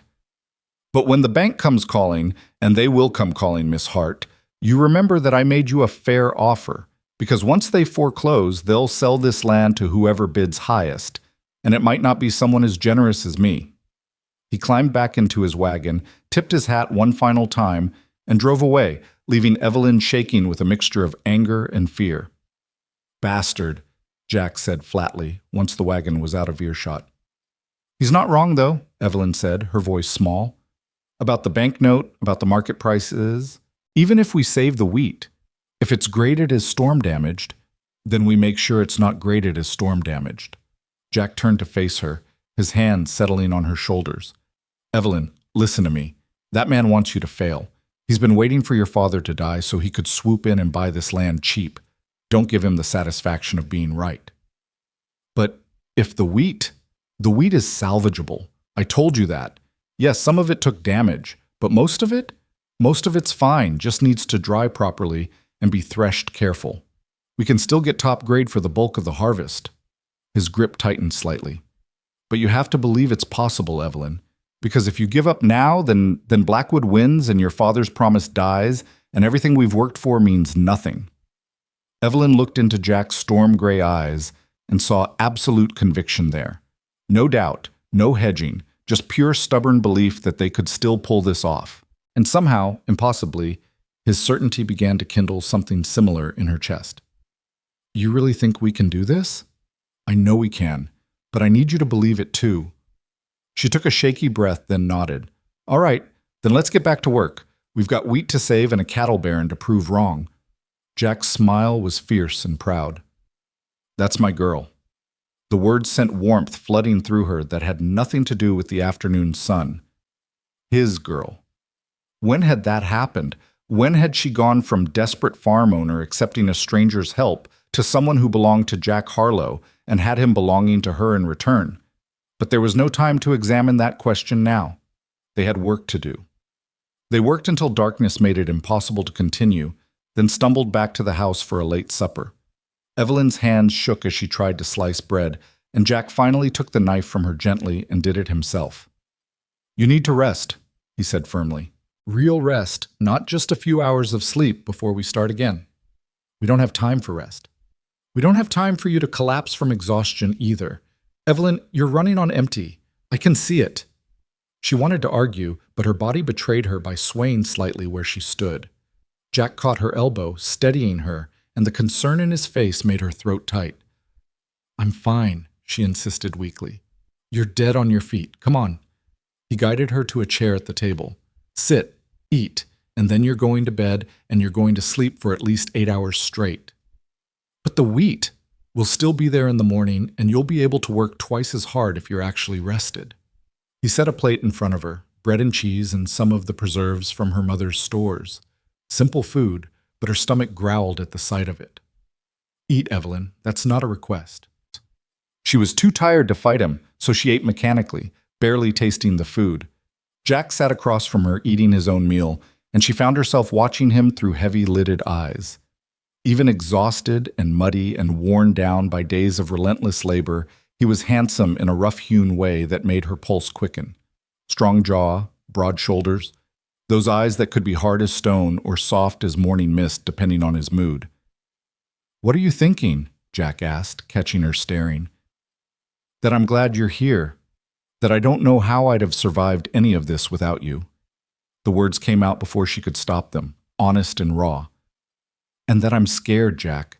Scared of what happens next. Scared of losing everything. Scared of... She trailed off, not quite brave enough to finish the thought. Scared of what? She met his eyes across the table. Scared of wanting something I might not get to keep. Jack went very still. Then slowly, deliberately, he reached across the table and took her hand. Evelyn Hart, I told you last night that I'm not going anywhere. I meant it.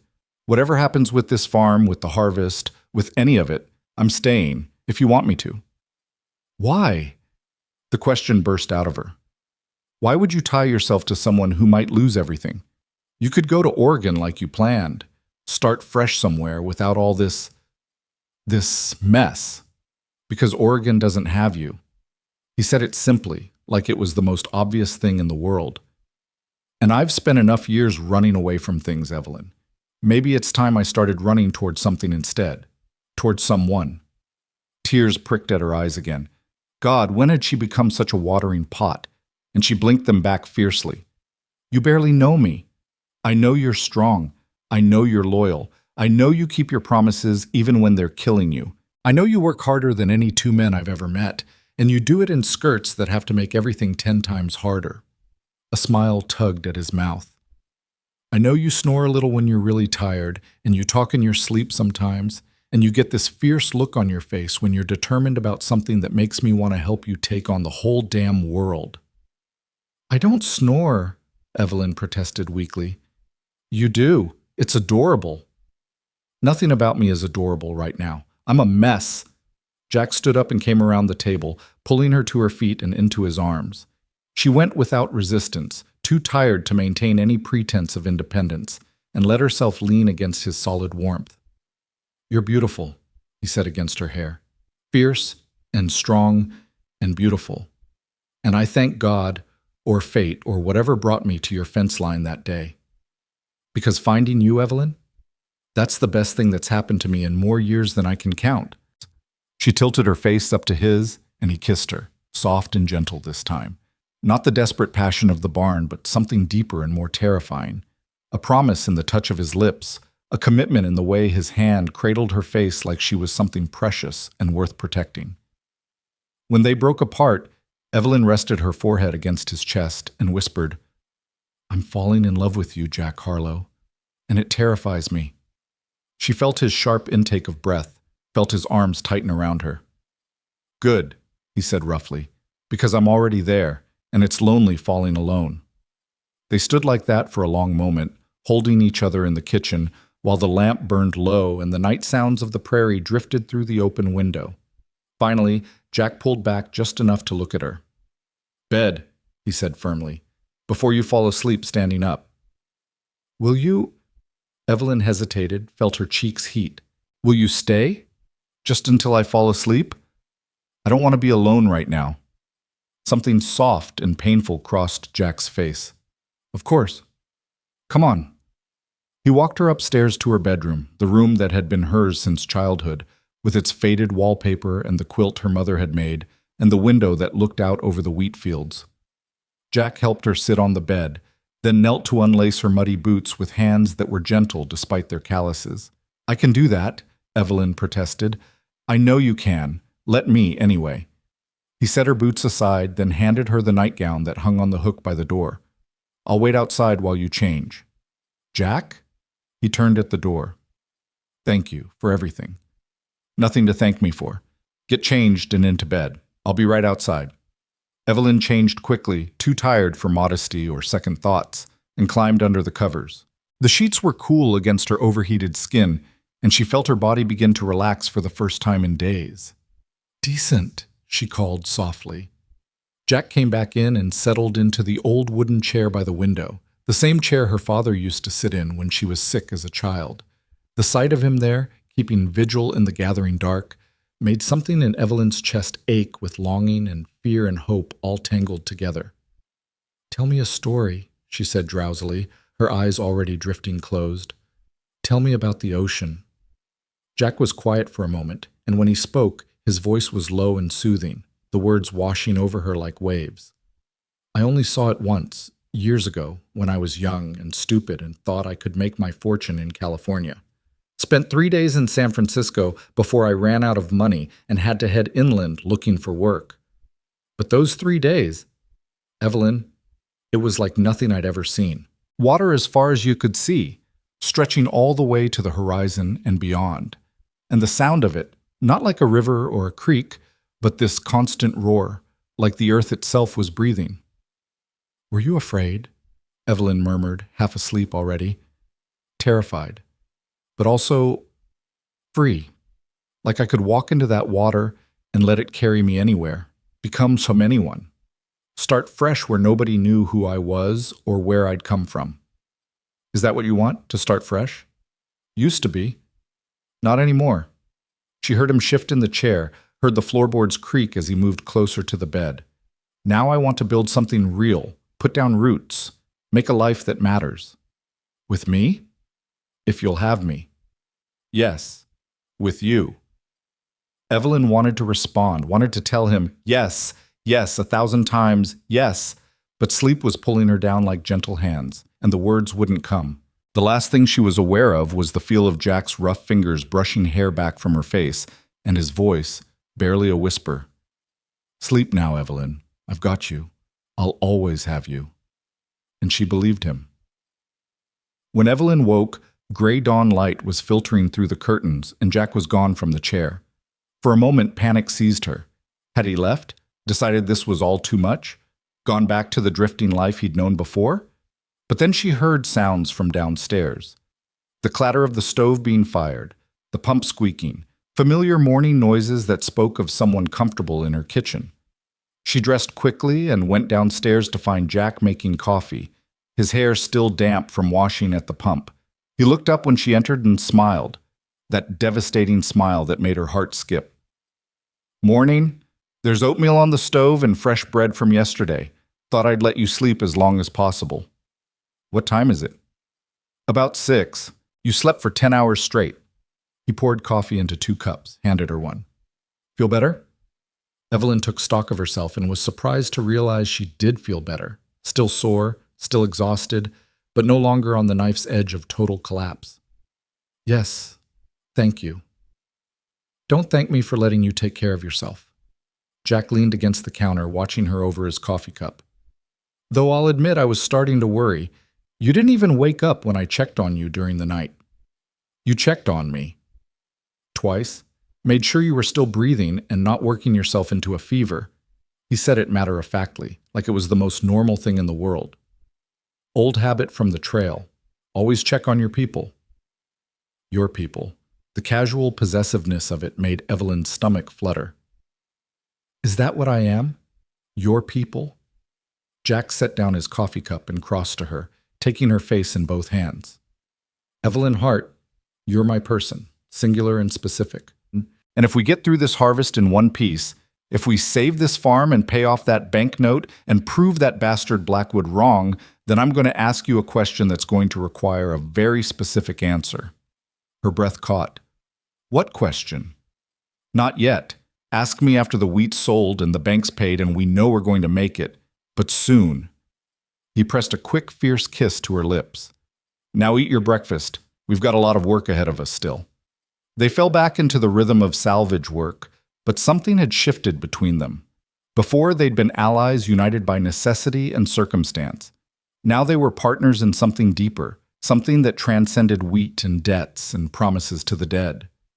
Evelyn found herself stealing glances at Jack as they worked, found herself thinking about what question he might ask and what answer she'd give. Because she already knew the answer. Had known it, she realized, since that night in the barn when the storm raged outside and he'd held her while she cried. Maybe even before that, since the first time he'd looked at her like she was someone worth seeing instead of just another desperate farmer's daughter. They were restacking a particularly difficult bundle when they heard riders approaching, several of them, from the sound of it. Evelyn straightened, shading her eyes, and felt surprise ripple through her. It was the Johnsons, all of them. Mr. Johnson on his bay gelding, Mrs. Johnson in the wagon with the 3 oldest children and the younger ones piled in the back. Behind them came the Martins in their own wagon and old Mr. Peterson from town on his mule. "Evelyn Hart," Mrs. Johnson called as they pulled up to the fence. "Don't just stand there gawking. We've come to help." Evelyn felt her throat close up. "Mrs. Johnson, I can't ask you to—" "You're not asking. We're offering. Heard about the storm damage, and we figured you could use some extra hands." Mrs. Johnson climbed down from the wagon with surprising agility for her size. "Lord knows you helped us often enough when Mr. Johnson's back was bad. Time to return the favor." "We don't have much time before our own harvest needs tending," Mr. Johnson added, dismounting. "But we can give you 2 days. Should be enough to get most of this sorted, with all of us working together." Evelyn looked at Jack, who was grinning widely, then back at the neighbors who'd come to save her. "I don't know what to say." "Say thank you and put us to work," Mr. Peterson said gruffly. "Some of us aren't getting any younger standing around talking." So they worked together, all of them, and what had seemed impossible with just 2 people became merely difficult with 10. The Johnsons' older boys proved surprisingly strong despite their youth, and even the younger children helped by gathering scattered stalks and sorting grain. Mrs. Martin, who'd been silent and stern at the funeral, turned out to have a wicked sense of humor that kept everyone laughing despite the hard work. By evening of the first day, they'd made more progress than Evelyn had dared hope. By the end of the second day, the salvage work was essentially complete. Everything that could be saved was stacked and drying properly. Everything too damaged was cleared away, and the fields looked almost normal again. As the neighbors prepared to leave, Mrs. Johnson pulled Evelyn aside. "That man of yours," she said, gesturing to where Jack was helping Mr. Johnson load empty crates into the wagon. "He's a good one. Don't let him get away." Evelyn felt her cheeks heat. "He's not... We're not... Oh, honey," Mrs. Johnson patted her hand with a knowing smile. "I've been married for 23 years. I know what I'm seeing, and what I'm seeing is a man who looks at you like you hung the moon, and a woman who looks at him the same way. Don't waste time pretending otherwise. Life's too short and too hard to turn down happiness when it comes knocking." After everyone had left, Evelyn and Jack stood together in the gathering twilight, looking at the fruits of their combined labor. The fields looked battered but survivable, the wheat salvageable, the farm still standing. "We're going to make it," Evelyn said softly, and for the first time she truly believed it. "Never doubted it," Jack replied, pulling her against his side. "Well, maybe doubted it a little. But we're Hart Harlow stubborn." "Hart Harlow?" Evelyn looked up at him questioningly. Jack's ears went red. I just meant, I was thinking about the farm, about the future, and I thought Hart Harlow had a nice ring to it, as a name, for the place. Is that so? Evelyn couldn't keep the smile from her voice. And when exactly did this become the Hart Harlow farm? It hasn't yet, but maybe... He turned to face her fully, and there was vulnerability in his eyes that made her breath catch. Maybe someday soon, if you wanted? Evelyn stood on her toes and kissed him soundly. Ask me after the wheat sold and the banks paid. Wasn't that what you said? That was before your neighbors showed up and saved our asses and made me realize that good things can happen even when you're not expecting them. Jack pulled her closer. That was before I stood here watching you work alongside people who care about you and realized I want to be part of that. Part of this community, this life, this family you've built here. You already are part of it, Evelyn said fiercely. The moment you offered to work for a promise instead of wages, you became part of this place, part of me. They kissed again, longer this time, until the sky had gone from purple to indigo and the first stars were appearing overhead. When they finally broke apart, Jack rested his forehead against hers.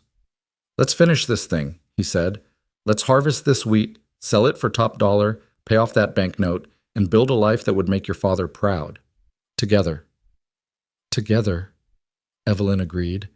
And in that single word was a promise bigger than the one she'd made to her dying father. A promise to herself, to Jack, to the future they were building one hard-won day at a time. The wheat was nearly ready for threshing now, and with it would come the final test, whether they'd saved enough, whether the quality was high enough, whether they could sell it for enough to clear the debt and keep the farm. But for tonight, standing in the twilight with Jack's arms around her and the fields stretching golden in every direction, Evelyn let herself simply be grateful. Grateful for neighbors who showed up when needed. Grateful for a man who'd ridden into her life at its darkest moment and stayed through storm and struggle.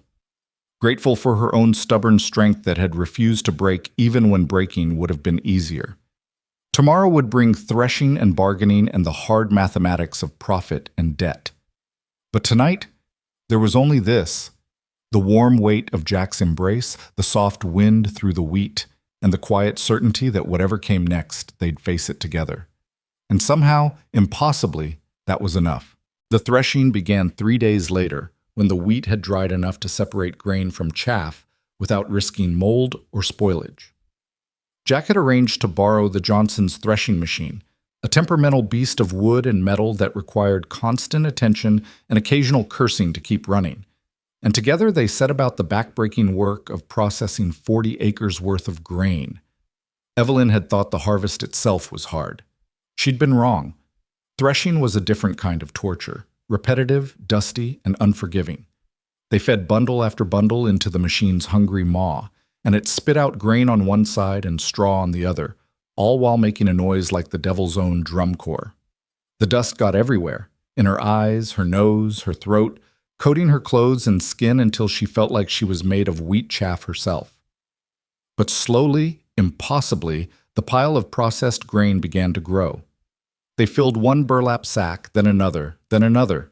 Jack had rigged a makeshift scale using stones and a plank, and he weighed each sack carefully, making notes in the little book he kept in his shirt pocket. Evelyn watched him work with a mixture of affection and curiosity.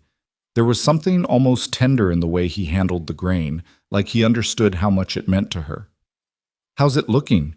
she asked during a brief break, her voice hoarse from the dust. Jack consulted his notes, his brow furrowed in concentration. "Better than I expected, actually. If the rest processes out at this rate, we're looking at maybe 300 bushels. Could be more." Evelyn's heart leaped. 300? Jack, at current market rates, that's enough to clear your father's debt with the bank and then some. Maybe even enough to put some aside for next year's seed and repairs. He looked up at her, a slow smile spreading across his dust-covered face. "Evelyn, I think we did it. I think we actually saved this place." She wanted to believe him, wanted to let herself feel the relief and joy his words promised. But years of struggle and disappointment had taught her caution. We still need to get it to market, still need to negotiate a fair price, and we need to make sure Blackwood doesn't somehow interfere. "Always expecting the worst," Jack said, but there was affection in his tone. That's what I love about you. You're realistic. The casual way he said love made Evelyn's breath catch, but before she could respond, the threshing machine made an alarming grinding noise and shuddered to a halt. Damn it, Jack muttered, already moving to investigate. Not again. They spent the next hour coaxing the machine back to life, and by the time they had it running again, the moment for discussing love and futures had passed. But the word hung between them anyway, a promise and a question all wrapped into one. The threshing took 5 grueling days. 5 days of dawn to dusk labor, of dust and noise, and the constant anxiety that the machine would break down beyond repair. 5 days of Jack's steady presence beside her, his quiet competence and occasional terrible jokes that somehow made the work bearable. 5 days of falling into bed so exhausted she couldn't even dream, only to wake before dawn and start all over again. But at the end of those 5 days, they had 327 bushels of wheat, clean, dry, and ready for market. Evelyn stood in the barn, looking at the neat rows of filled sacks, and felt tears sting her eyes. "We did it, Papa," she whispered to the empty air. "I kept my promise." Jack found her there an hour later, still standing among the grain sacks like she was afraid they'd disappear if she looked away. He didn't say anything, just wrapped his arms around her from behind and held her while she cried quiet tears of relief and exhaustion and grief that her father wasn't here to see this moment. "He knows," Jack said softly against her hair. "Wherever he is, Thomas Hart knows you kept your word, and he's proud as hell of you. I couldn't have done it without you." "Maybe, but you'd have found a way. That's who you are. Someone who finds a way." He turned her in his arms so she was facing him. "Now comes the hard part. Selling this wheat for what it's actually worth, not what some slick buyer wants to pay for it." Evelyn nodded, wiping her eyes with the back of her hand. "I was thinking we should go to Helena. The buyers there pay better than the local mill, and we've got quantity on our side. 300 bushels is enough to negotiate with. Helena's 3 days' travel with a loaded wagon. That's a week-round trip, minimum." Jack's expression was thoughtful. "But you're right. We'll get a better price there. Question is, can we both afford to be gone that long? Someone needs to stay here and watch the place. Blackwood strikes me as the type who'd try something if he knew the farm was empty." The thought of being separated from Jack for a week made Evelyn's chest ache in a way that would have seemed ridiculous just a month ago. But she forced herself to think practically. "You're right. One of us should stay, and it should be you." "Like hell," Jack said immediately. "You're not going to Helena alone with a wagon full of wheat and no one watching your back. Too many things could go wrong. I've made the trip before. I know the route, know the buyers. And you're a young woman traveling alone with valuable cargo. Evelyn, I'm not trying to coddle you, but that's a risk I'm not willing to take." His jaw was set in that stubborn way she was beginning to recognize. "I'll go. You stay here." "But the buyers know me. They knew my father. They'll try to cheat you." "Then come with me. We'll ask the Johnsons to keep an eye on the place while we're gone." Evelyn chewed her lip, torn between caution and desire. The thought of a week on the road with Jack, just the two of them, away from the farm and its constant demands, was more tempting than she wanted to admit. But leaving the farm felt wrong, like abandoning her post.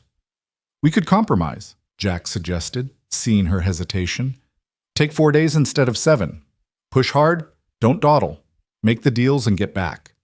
And we ask Mr. Johnson to check the property every day we're gone. His farm's close enough he could ride over morning and evening." It was a reasonable plan, which didn't make Evelyn like it anymore. But Jack was right about one thing. She didn't want to make this trip alone. And she didn't want him going without her either, where she couldn't see what deals he was making or what promises he was giving. "All right," she said finally. "We'll both go, but we leave at first light tomorrow. The sooner we get there, the sooner we're back." Jack's smile was relieved and warm. "Deal. I'll go talk to Mr. Johnson now, make sure he's willing to play watchdog. You start figuring out what we need to pack." They spent the rest of the day preparing for the journey. Evelyn packed food that would travel well: hard bread, dried meat, cheese wrapped in cloth. Jack checked over the wagon, replacing a worn wheel and greasing the axles, making sure everything was in good repair for the hard travel ahead. They loaded the grain sacks carefully, distributing the weight evenly, then covered everything with canvas tarps secured with rope. By evening, they were as ready as they'd ever be. Mr. Johnson had agreed to check the property twice daily and promised to run off anyone who came sniffing around. Mrs. Johnson had insisted on providing extra food and a jug of what she called medicinal brandy for emergencies, though the twinkle in her eye suggested she had a broader definition of emergency than most. That night, over a simple supper, Jack and Evelyn went over the plan one more time. They'd leave before dawn, travel hard to make the first way station by dark. Then 2 more days of travel to reach Helena, a day to find buyers and negotiate prices, and 3 days back with whatever money they could get. "What if the prices have dropped?" Evelyn asked, voicing the fear that had been gnawing at her. "What if there's been a glut in the market, and they're only offering half what we need?" "Then we negotiate harder, or we store the wheat and wait for prices to come back up." Jack reached across the table and took her hand. "Evelyn, we've come this far. We're not going to fail at the finish line. But if we do, we won't." His grip tightened. "But even if we did, even if the worst happened and we lost this place despite everything, we'd still have each other. We'd start over somewhere else and build something new, together." Evelyn felt her throat tighten. "This farm is all I have, all I know." "No, it's not. You have me. You have neighbors who came running when you needed help. You have skills and strength and more courage than anyone I've ever met. The farm is important, but it's not all you are, Evelyn Hart." He stood up and came around the table, pulling her to her feet. "And if the absolute worst happens, if we lose everything despite our best efforts, we'll survive it. Because we're survivors, both of us. We've already proven that." She leaned into him, letting his solid strength anchor her against the storm of anxiety in her chest. "When did you get so wise?" "About 3 years ago, when I lost everything and realized I was still breathing. Funny how rock bottom teaches you what really matters." He pressed a kiss to the top of her head. "Now come on. Early start tomorrow means early to bed tonight." They went upstairs together, and at the door to her room, Evelyn hesitated. The proper thing would be to say goodnight here, to maintain the fiction that they were just business partners, nothing more. But propriety felt ridiculous after everything they'd been through together. "Stay," she said softly, not quite meeting his eyes. I just don't want to be alone tonight.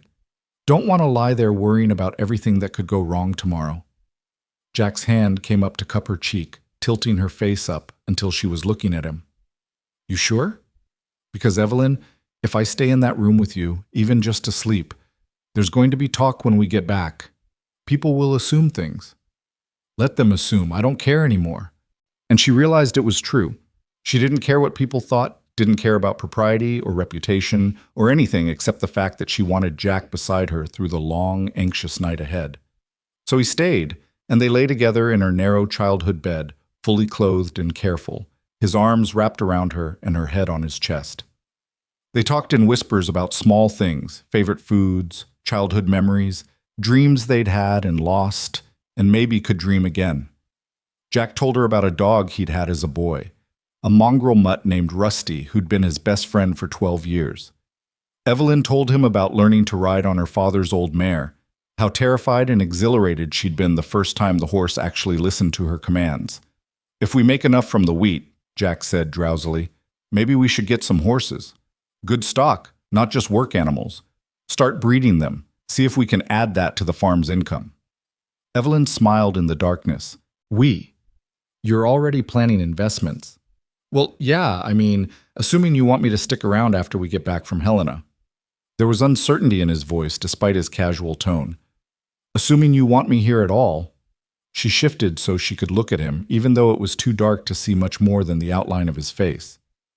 "Jack Harlow, you're the only thing I'm more certain about than this farm. Of course I want you here. I want you here tomorrow and next month and next year and all the years after that, if you're willing." She felt his sharp intake of breath, felt his arms tighten around her. "That's good," he said, his voice rough with emotion. "Because I was thinking, after we sell the wheat, after we pay off the bank, maybe we should make this arrangement official, legal." Evelyn's heart started hammering. "What kind of arrangement?" "The kind where I get to call you my wife, and you get to call me your husband, and we spend the rest of our lives arguing about whether to plant wheat or try corn, and how many horses we can afford, and what to name all the children we're going to have. Children? Evelyn's voice came out as a squeak. Well, yeah, eventually, if you want them. I know we haven't really talked about that, but I always figured, I'd like... Jack trailed off, suddenly uncertain. Unless you don't want children? Because that's fine too, I just assumed. Evelyn kissed him to shut him up, and felt his surprise give way to enthusiasm as he kissed her back. When they finally broke apart, both breathing hard, she said firmly, yes. Yes to children? Yes to all of it. The legal arrangement, the husband and wife thing, the arguing about crops, the children someday when we're ready. Yes to building a life with you. Yes to Hart Harlow Farm. She kissed him again, quick and fierce. Yes, Jack, to everything. She felt him smile against her lips. Well, that was easier than I expected.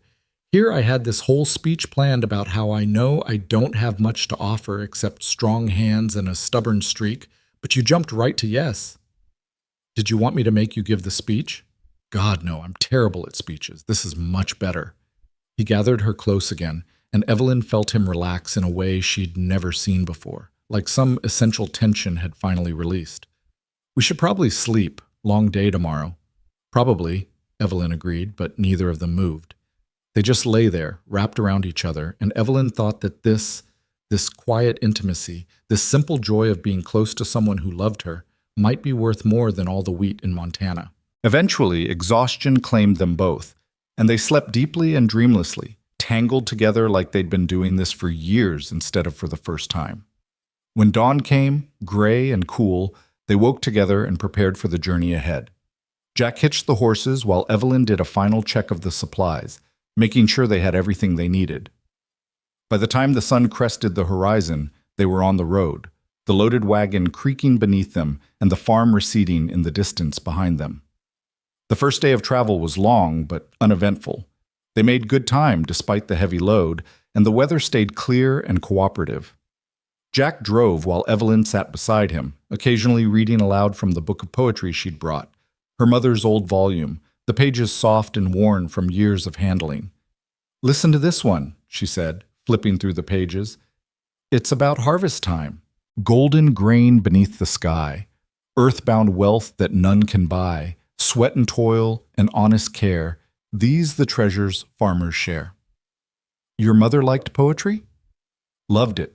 She'd recite verses while she worked, said it made the labor feel less endless. Evelyn ran her fingers over the faded cover. My father used to tease her about it, said you couldn't eat pretty words, but I'd catch him sometimes listening to her recite while she thought he wasn't paying attention, and he'd have this look on his face like she'd given him something precious. Sounds like they were happy. They were.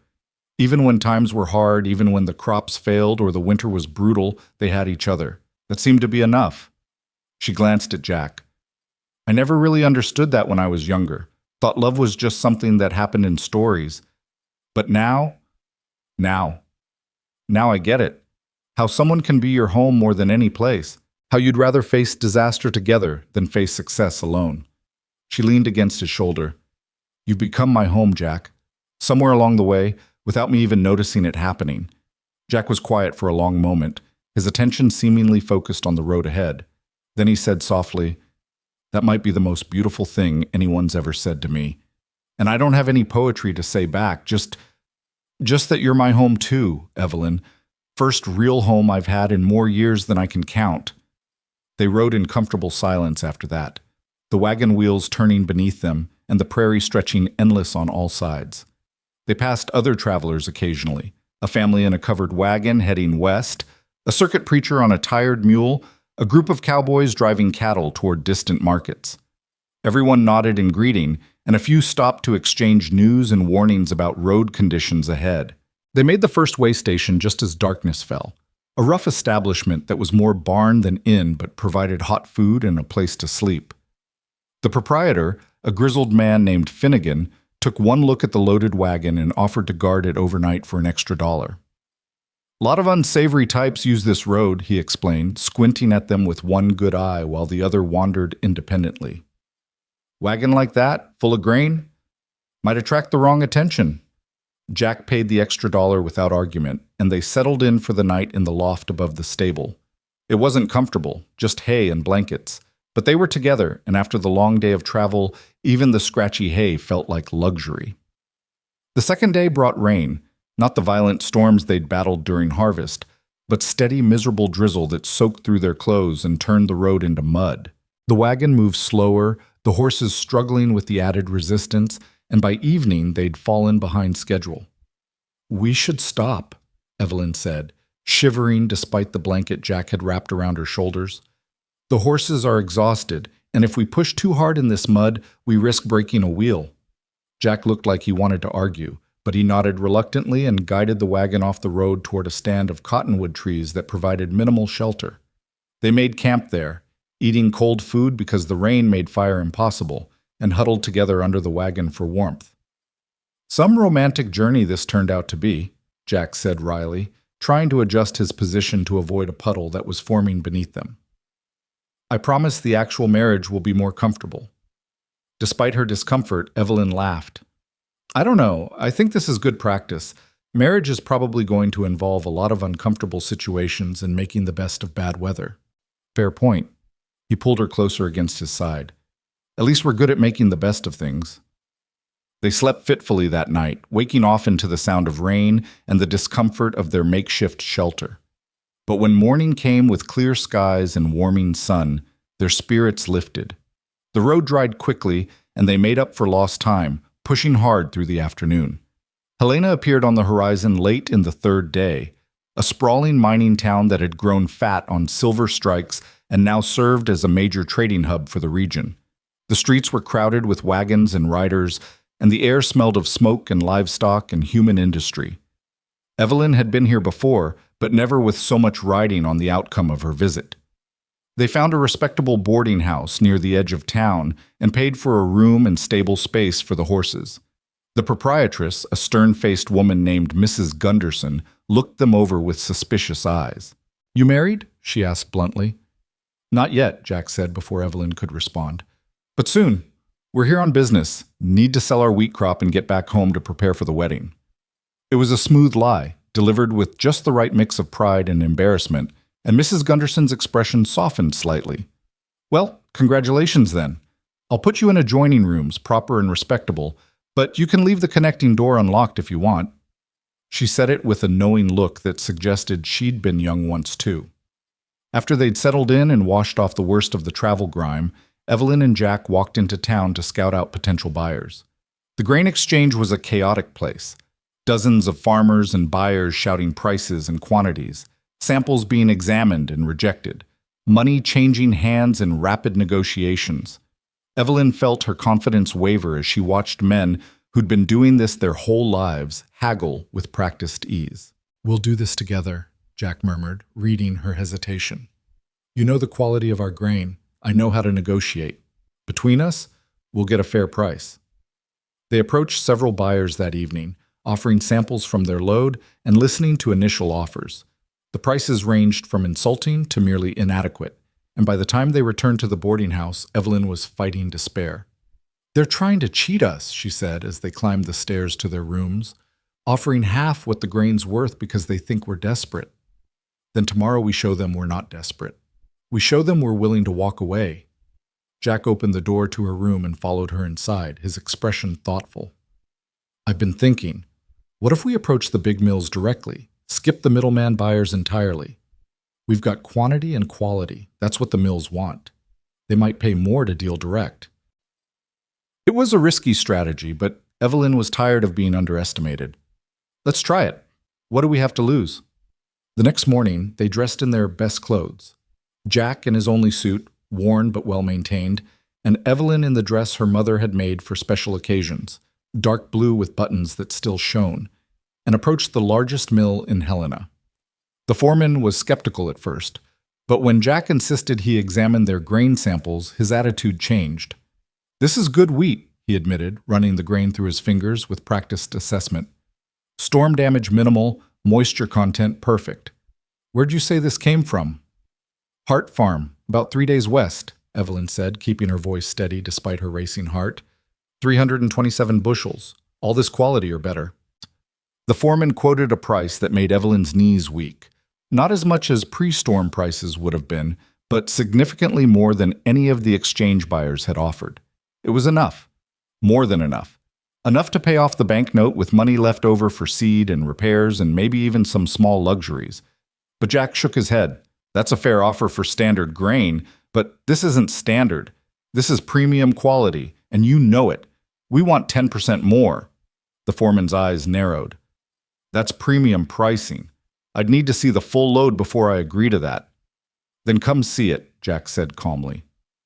It's all sitting in Mrs. Gunderson's stable waiting for the right buyer. You examine every sack if you want. I guarantee you won't find fault with it. They spent the next hour at the stable, the foreman methodically checking samples from different sacks, testing moisture content, looking for signs of rot or contamination. Finally, he straightened and nodded. All right, premium pricing, but I want the full load delivered to the mill by tomorrow afternoon. Can you manage that? Yes, sir, Evelyn said quickly, before he could change his mind. We'll have it there first thing in the morning. They shook hands on the deal, and the foreman left to draw up the paperwork. As soon as he was out of sight, Evelyn grabbed Jack and kissed him fiercely, not caring who saw. We did it, she breathed against his lips. Jack, we actually did it. You did it, he corrected, grinning widely. That was all you, standing there looking like you'd walk away if you didn't meet your terms. I just backed your play. They spent the rest of the day in a daze of relief and joy, wandering the streets of Helena like tourists instead of desperate farmers. Jack bought her a new ribbon for her hair from a street vendor, and she insisted on buying him a proper hat to replace the battered one he'd been wearing. They ate at a real restaurant. Nothing fancy, just stew and bread, but served on actual plates by a waitress who called them sir and ma'am. And for a few hours, they let themselves feel like people instead of just survivors. That night, back at the boarding house, they left the connecting door between their rooms open and talked long into the darkness. They talked about the farm, about plans for next year, about maybe trying corn in the north field where drainage was better. They talked about marriage and what kind of wedding they'd have. Something simple, Evelyn thought, just the preacher and a few witnesses, nothing fancy or expensive. They talked about children, about how many they might want and what they'd name them. If it's a boy, we should name him Thomas, Evelyn said softly. After my father. And if it's a girl? Sarah, maybe? After my mother, or... She paused, feeling suddenly shy. What was your mother's name? Catherine. Jack's voice was rough with emotion. Katie, everyone called her. She died when I was 10, but I remember she used to sing, had the prettiest voice you ever heard. Then Catherine, if it's a girl, Kate for short. Evelyn smiled in the darkness. Thomas and Kate Harlow, future heirs to the Hart Harlow farm. Getting a little ahead of ourselves, aren't we? We're not even married yet. Details, Evelyn said airily, and heard Jack's laugh rumble through the wall between their rooms. They delivered the wheat to the mill the next morning, and by noon they were walking away with a bank draft large enough to make Evelyn's hands shake as she held it. It was real. It was actually real. They'd saved the farm. They spent one more night in Helena, this time sleeping deeply and peacefully, the anxiety that had been driving them for weeks finally released. And the next morning, they began the journey home with an empty wagon and full hearts, ready to face whatever came next. Together. The journey home felt different than the journey out. The wagon was lighter without its cargo of wheat, and so were their hearts. They made better time despite taking a more leisurely pace, stopping to rest the horses whenever they felt like it, talking and laughing in ways they hadn't allowed themselves before. The bank draft sat safe in Evelyn's pocket, folded carefully inside a leather pouch, and every time she touched it to make sure it was still there, she felt a rush of relief so intense it was almost painful. They were 2 days out from home when they stopped at a small creek to water the horses and eat the lunch Mrs. Gunderson had packed for them. The day was warm and clear, with the kind of brilliant blue sky that made everything feel possible. Jack spread a blanket under a cottonwood tree while Evelyn unpacked their food, and they settled in to eat with the easy comfort of people who'd learned each other's rhythms. I've been thinking, Jack said, tearing off a piece of bread and handing half to Evelyn, about what we do when we get back. First thing is obviously the bank. Pay off that note before they can even think about foreclosure. But after that? After that? Evelyn prompted, taking a bite of cheese. After that, I think we should get married. Soon. Like next week soon. He said it casually, but there was tension in his shoulders that suggested the answer mattered more than he was letting on. Evelyn felt warmth spread through her chest. That fast? Don't you want time to plan, to make it proper? I've spent enough of my life waiting for the right time, the right circumstances, the perfect moment. And you know what I learned? The perfect moment is the one you're living in right now. He turned to face her fully. I love you, Evelyn Hart. I want to marry you and build a life with you and wake up every morning knowing you're mine and I'm yours. Why wait when we both know what we want? I love you too, Evelyn said softly, the words still feeling new and precious on her tongue. And you're right. Why wait? Let's do it. Let's pay off the bank and get married and start our life together properly. Jack's smile was brilliant and young, transforming his weathered face into something almost boyish. Yeah? Yeah. She leaned over and kissed him, tasting bread and sunshine and promise. Though I should warn you, I don't have anything fancy to wear, no white dress or veil or any of that. Don't care. You could wear a flour sack and you'd still be the most beautiful bride in Montana. He pulled her closer, wrapping his arms around her. All I care about is you saying yes in front of witnesses and a preacher, making this legal and binding so you can't change your mind and throw me off your farm. Evelyn laughed against his chest. Our farm. It's going to be our farm, remember? Hart Harlow. Our farm, Jack repeated like he was testing the words. I like the sound of that. They stayed by the creek longer than they probably should have, stealing kisses and making plans and generally acting like the lovesick fools they'd become. But eventually the angle of the sun reminded them they had miles to cover before dark, and they reluctantly packed up and continued their journey. They made it home on the fourth day, arriving just as the sun was setting and painting everything gold.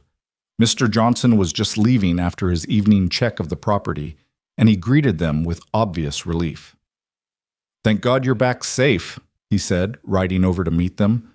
Had a bit of excitement while you were gone.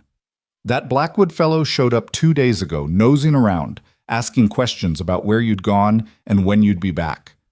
I told him it was none of his damn business, and to get off Hart property before I ran him off with my rifle. Evelyn felt anger spike through her exhaustion. He came here? To my land? Didn't get far. I was watching, like I promised. Sent him packing with his tail between his legs.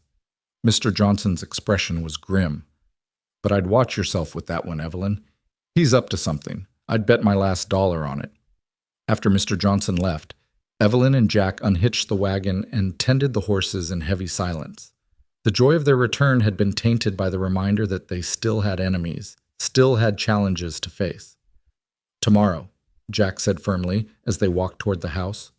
Tomorrow we go to town, pay off that bank note, and make sure Blackwood can't touch this place legally. Then we deal with everything else. But tomorrow came with its own surprises. They rode into town early, both dressed in their best clothes, the bank draft secure in Jack's pocket this time.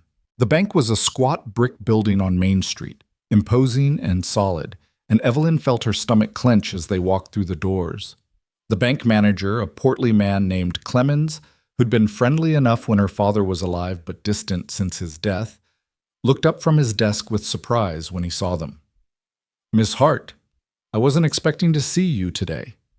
His tone suggested he'd been hoping not to see her at all. Mr. Clemens. Evelyn kept her voice steady despite her racing heart. I've come to settle my father's account, the note he took out for last year's seed and equipment. Clemens' expression shifted to something uncomfortable. Ah, yes. About that note, Miss Hart. I'm afraid there's been a development. Evelyn felt Jack tense beside her. What kind of development? The note was sold 2 days ago. I no longer hold the debt. Clemens shuffled papers on his desk, not quite meeting their eyes. It's perfectly legal, mind you. The bank has the right to sell debts to other parties if we choose to do so. Sold to who? Evelyn demanded, though she already knew the answer with sick certainty. Mr. Henry Blackwood purchased the note at full value. The debt is now owed to him rather than to the bank. Clemens finally looked up, and there was something almost apologetic in his expression. I'm sorry, Miss Hart. It was a business decision. Mr. Blackwood made a very generous offer, and the bank board voted to accept it. Evelyn felt the floor tilt beneath her. This was worse than foreclosure. At least with the bank, there were laws, procedures, set timelines. But a private debt held by a man like Blackwood? He could call it due whenever he wanted, could add fees and interest, could make her life a living hell until she had no choice but to sell. "When is the note due?" Jack asked, his voice dangerously quiet. "Originally it was due in 4 weeks, but as the new holder of the debt, Mr. Blackwood has the right to modify the terms. I believe he's planning to contact Miss Hart directly about that." Clemens stood, clearly eager to end this uncomfortable conversation. "Again, I'm sorry. If there's nothing else—" They left the bank in stunned silence. Outside, Evelyn leaned against the hitching post, trying to catch her breath, trying to think through the panic that was threatening to overwhelm her. "He did this on purpose," she said finally. "He knew we went to Helena to sell the wheat. Mr. Johnson must have let something slip, or someone saw us loading the wagon. Blackwood knew we'd have the money to pay off the debt, so he bought it out from under us to make sure we still owe him." "Then we pay him," Jack said firmly. "We have the money. We go to his ranch right now and settle the debt before he can play any more games. What if he won't accept payment? What if he's planning to hold this over us, use it to force us to sell?" "Then we make him accept payment, with witnesses, with paperwork, all legal and proper so he can't claim otherwise." Jack took her hand. "Evelyn, we didn't come this far to let some cattle baron steal what we fought for. We're going to Blackwood's ranch, we're paying off this debt, and we're making damn sure he understands that Hart land isn't for sale. Not now, not ever." The Blackwood Ranch was everything the Hart farm wasn't: sprawling, prosperous, with buildings that looked new and expensive rather than weathered by generations of use. They rode up the long drive with their heads held high, refusing to be intimidated by the obvious display of wealth. A ranch hand directed them to the main house, where Blackwood himself answered the door. He was dressed casually, like a man relaxing in his own home, but his smile when he saw them was sharp and predatory. "Miss Hart, Mr. Harlow, what a pleasant surprise. Please come in." He stepped back, gesturing them inside. "We'll stand out here, thank you," Evelyn said coldly. "This won't take long. I understand you purchased my father's banknote." "I did indeed. A sound investment, I thought." Blackwood leaned against the doorframe, completely at ease. "The bank was eager to liquidate the debt, and I was happy to help. I'm here to settle that debt. Full payment, right now." Evelyn nodded to Jack, who pulled out the bank draft. "This should more than cover the principal and any accrued interest." Blackwood barely glanced at the draft. "I'm afraid it's not quite that simple, Miss Hart. You see, when I purchased the note, I also acquired the right to modify its terms, and I've decided to exercise that right." "What terms?" Jack asked, his voice flat. "Well, for one thing, I'm calling the note due immediately. Today. Right now, in fact." Blackwood's smile widened. "And I'm adding a 20% administrative fee for the transfer of the debt, plus interest calculated at the new rate I've set, which is considerably higher than what the bank was charging." Evelyn felt rage burn through her shock. "That's not legal. You can't just—" "Actually, I can. The contract your father signed gave the debt holder broad discretion to set terms. It's all perfectly legal, Miss Hart. I checked with my lawyers." He gestured at the bank draft Jack was still holding. "That draft you're holding, it might have covered the original debt, but with my fees and interest, you're now short by, probably $300 or so." $300. It might as well have been $3,000.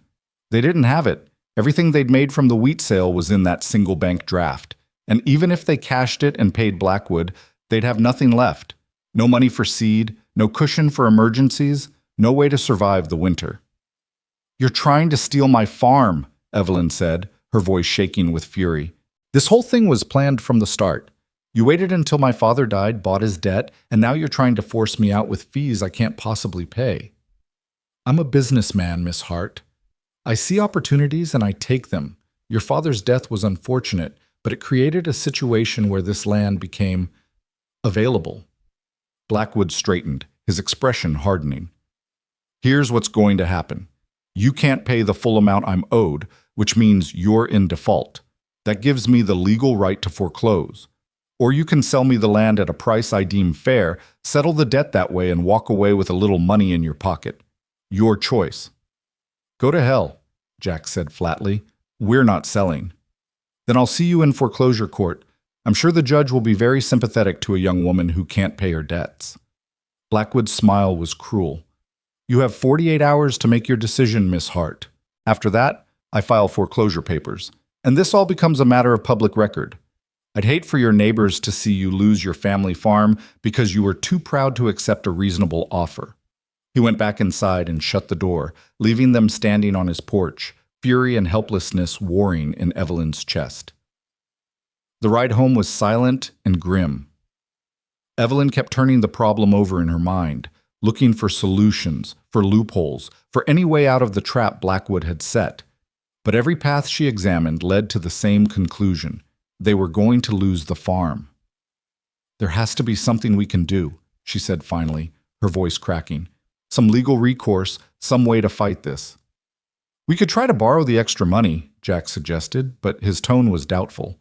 "Maybe the Johnsons or some of the other neighbors, they don't have that kind of money to lend. None of them do.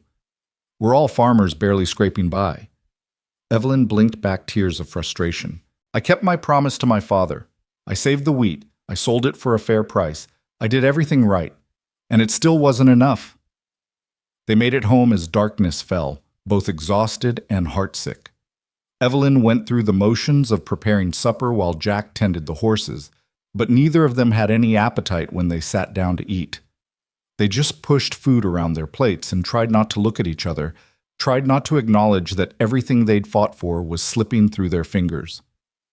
"I won't marry you," Evelyn said abruptly, the words tearing out of her. "I won't tie you to a failure, Jack.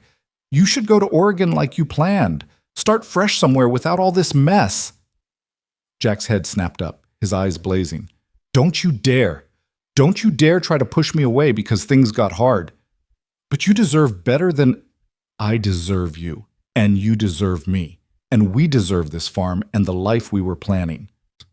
He stood up, came around the table, and pulled her to her feet. "Evelyn Hart, I told you I'm not going anywhere, and I meant it. We'll figure this out together." "How? We're out of options." "Maybe not all of them." Jack's expression was thoughtful. "Blackwood said we have 48 hours. That's enough time to talk to a lawyer, see if those fees and interest he tacked on are actually legal. Enough time to talk to the neighbors, see if anyone knows something about Blackwood that could help us. Enough time to fight.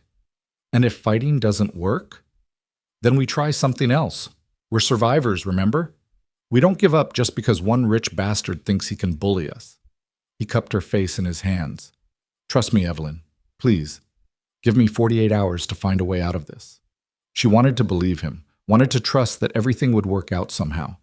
But hope felt dangerous after so much loss, so much struggle. Still, looking into Jack's storm-gray eyes, seeing the absolute conviction there, she found herself nodding.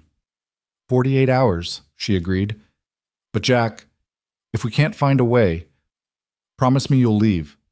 Promise me you won't go down with this sinking ship.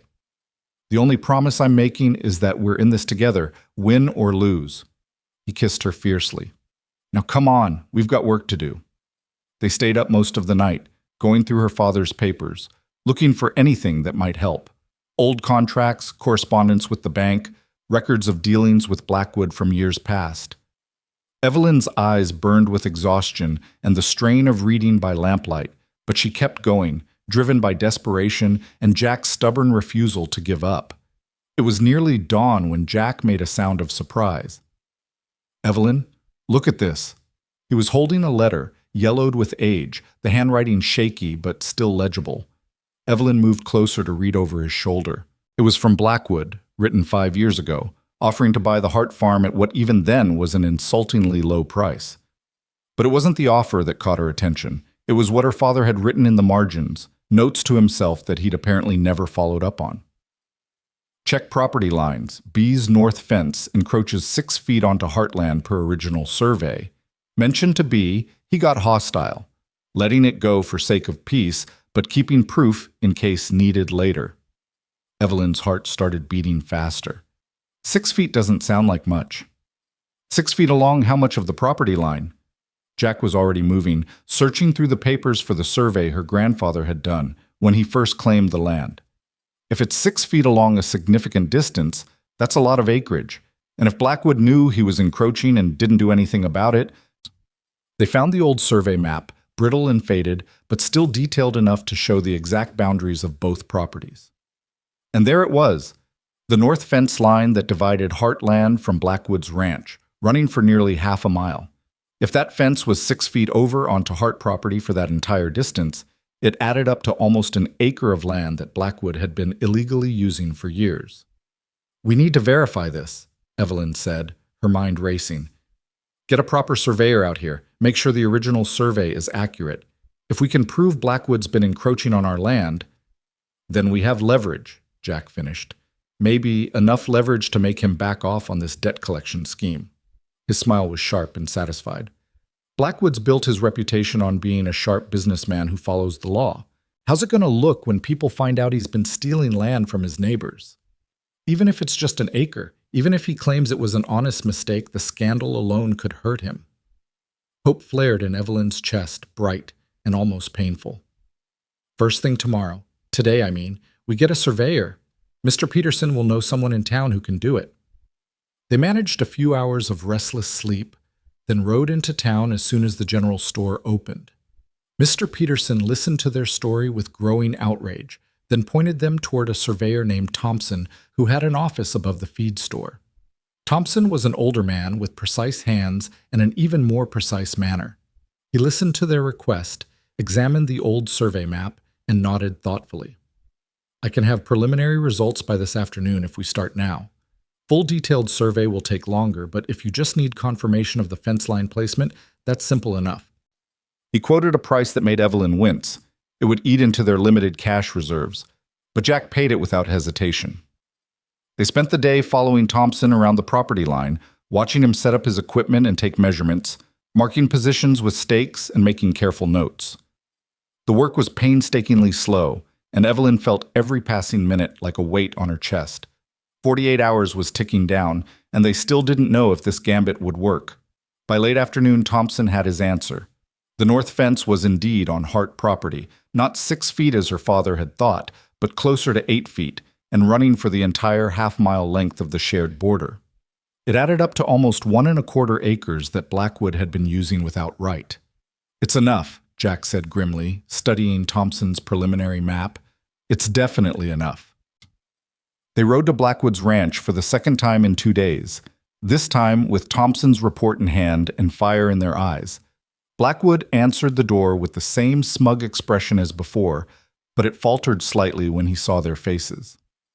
"Miss Hart, Mr. Harlow, I wasn't expecting to see you again so soon. Have you decided to accept my generous offer after all?" "Actually, we've come to discuss a different matter," Evelyn said, her voice steady despite her hammering heart.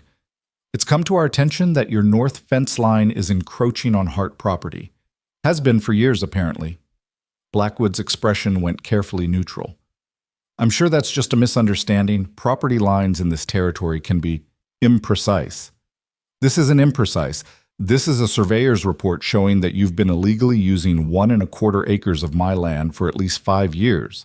Evelyn held up Thompson's document. "Land you've been grazing your cattle on, cutting hay from, treating as your own despite having no legal right to it." "I'm sure if there's been any encroachment, it was an honest mistake. My father told you about it 5 years ago," Evelyn interrupted. "He mentioned it to you, and according to his notes, you got hostile and refused to discuss it." "That doesn't sound like an honest mistake, Mr. Blackwood. That sounds like deliberate theft." Blackwood's face hardened. "That's a serious accusation, Miss Hart. I hope you have proof." "I have my father's written notes documenting the conversation. I have the original survey from when my grandfather first claimed the land, and I have a new survey done today by a licensed surveyor showing the same encroachment." Evelyn took a step closer. "Now here's what's going to happen, Mr. Blackwood. You're going to cancel those bogus fees and interest you tried to tack onto my father's debt. You're going to accept the bank draft we offered yesterday as payment in full. And you're going to move your fence back onto your own property where it belongs. And if I don't, then we go to the territorial land office and file a formal complaint. We go to the newspaper and tell everyone in town that the great Henry Blackwood built his fortune partly by stealing land from a dying farmer. We make sure every person in this valley knows exactly what kind of man you are." Evelyn's voice was cold as winter. "I'm sure that will do wonders for your reputation and your business dealings." Blackwood stared at her for a long moment, and Evelyn could see him calculating, weighing the scandal against the satisfaction of destroying her. Finally, his shoulders dropped slightly in defeat. "You're very much your father's daughter," he said, and there was grudging respect in his tone. "Thomas was a stubborn son of a bitch, too." "I'll take that as a compliment. Do we have a deal or not?" "We have a deal. Bring me the bank draft and I'll sign a document acknowledging full payment of the debt, no fees, no additional interest. But Miss Hart?" His eyes were hard. "Don't expect any neighborly consideration from me in the future. You've made an enemy today." "I already had an enemy," Evelyn said flatly. "At least now he's an enemy who can't steal my farm." The legal paperwork took another day to finalize, with a lawyer present to make sure everything was properly documented. But by the end of it, the debt was paid, the land was secure, and Blackwood had no legal claim on anything that belonged to the Harts. Evelyn walked out of the lawyer's office with the canceled note in her hand and felt like she could finally breathe again. "It's over," she said to Jack, who'd been waiting outside. "It's actually over. The farm is ours, free and clear." Jack swept her into his arms right there on Main Street, spinning her around while she laughed with pure relief and joy. "Damn right it's ours. And now that we've saved it, how about we make it official? Mrs. Evelyn Harlow has a nice ring to it, don't you think?" "I think it sounds perfect," Evelyn agreed, kissing him soundly despite the scandalized looks from passing townsfolk. "Let's go find the preacher. I'm ready to start our life together properly." The wedding was arranged for the following Saturday, giving them just enough time to let the neighbors know and make basic preparations. Mrs. Johnson insisted on helping, showing up with fabric for a new dress, and refusing to hear any arguments about Evelyn wearing her old clothes for such an important occasion. "Every bride deserves something special," Mrs. Johnson said firmly, pinning the fabric around Evelyn's waist. "Even practical farmers who think they're too busy for sentiment. Now hold still while I get these measurements." The dress came together over the next few days. Nothing fancy, just a simple design in soft blue cotton that brought out Evelyn's eyes, with lace at the collar that had belonged to Mrs. Johnson's mother. It was beautiful in its simplicity, and when Evelyn tried it on the night before the wedding, she barely recognized herself in the mirror. "You look beautiful," Jack said from the doorway, and Evelyn turned to find him watching her with an expression that made her heart skip. "I know I'm not supposed to see you before the wedding, but I couldn't wait." "Superstitious suddenly?" Evelyn teased, but she was blushing. "About some things, like making sure you know how much I love you before we make it legal tomorrow." He crossed to her, taking her hands. "Evelyn Hart, you're the strongest, bravest, most stubborn woman I've ever met. You saved this farm through sheer force of will and determination.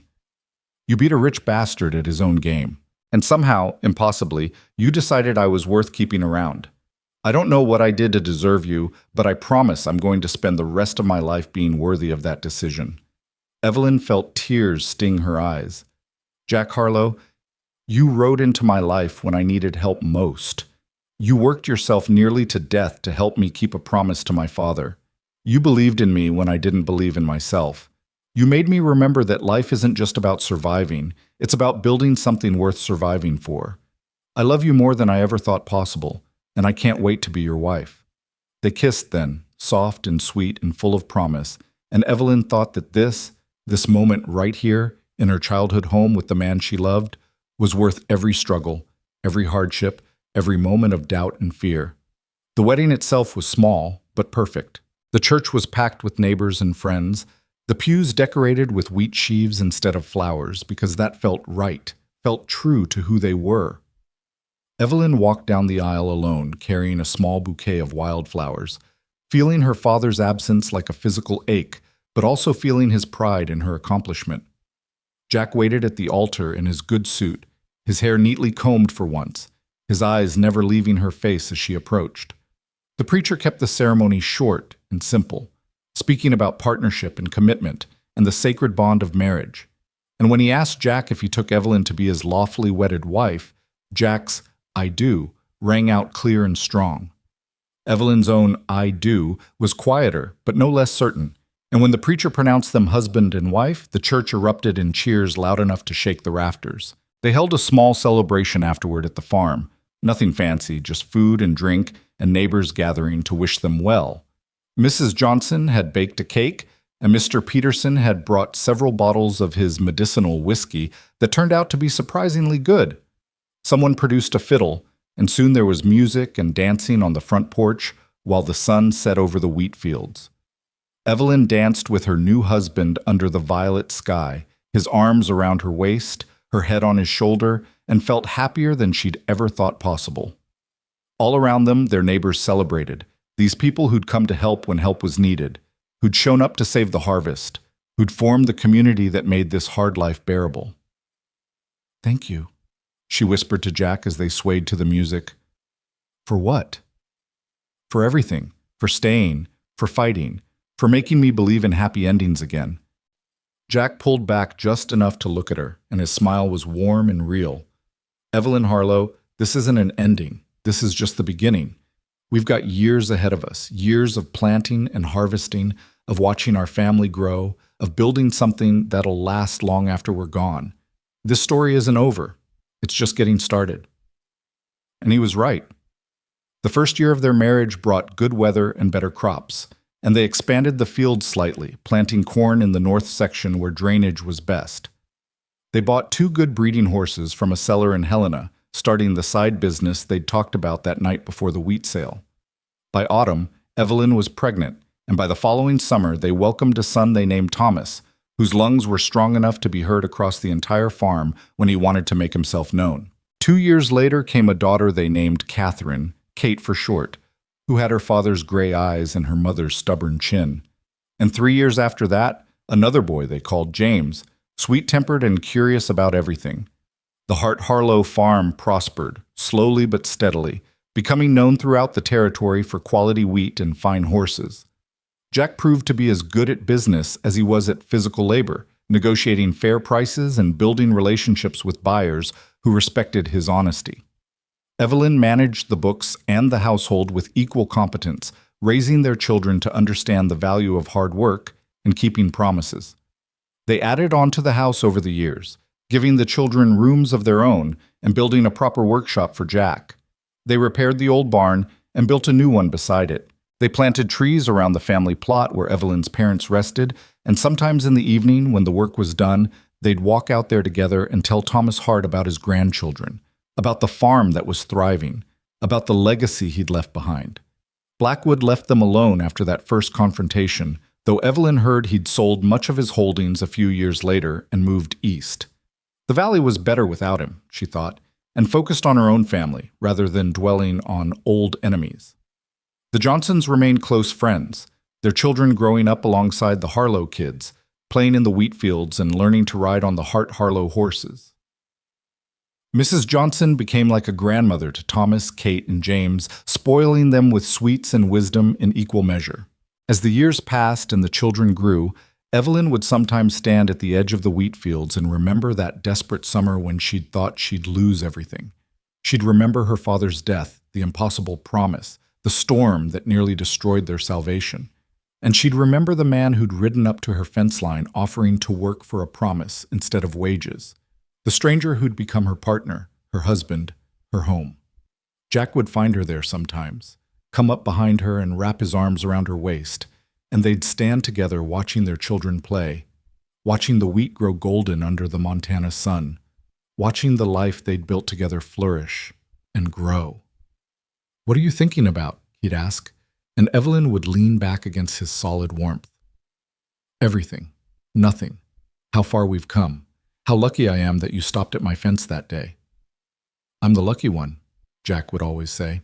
"I was drifting, going nowhere, until I found you. You gave me a home, Evelyn. You gave me a purpose. You gave me a life worth living." And Evelyn would turn in his arms and kiss him, there in the golden fields with their children's laughter ringing like music, and think that this simple, hard-won happiness was everything her father had hoped for when he'd made her promise to save the farm. She'd kept that promise. But in keeping it, she'd gained so much more than just land and crops.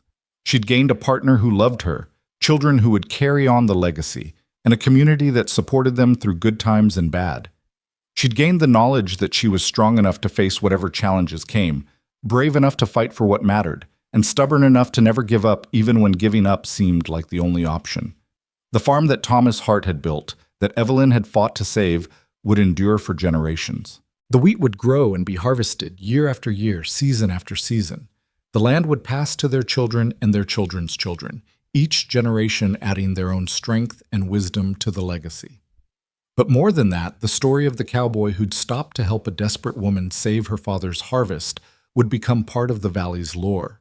People would tell it around campfires and dinner tables, embellishing it slightly with each retelling, until it became the kind of legend that inspired other people to show kindness to strangers, to keep fighting when things seemed hopeless, to believe that love and determination could overcome any obstacle.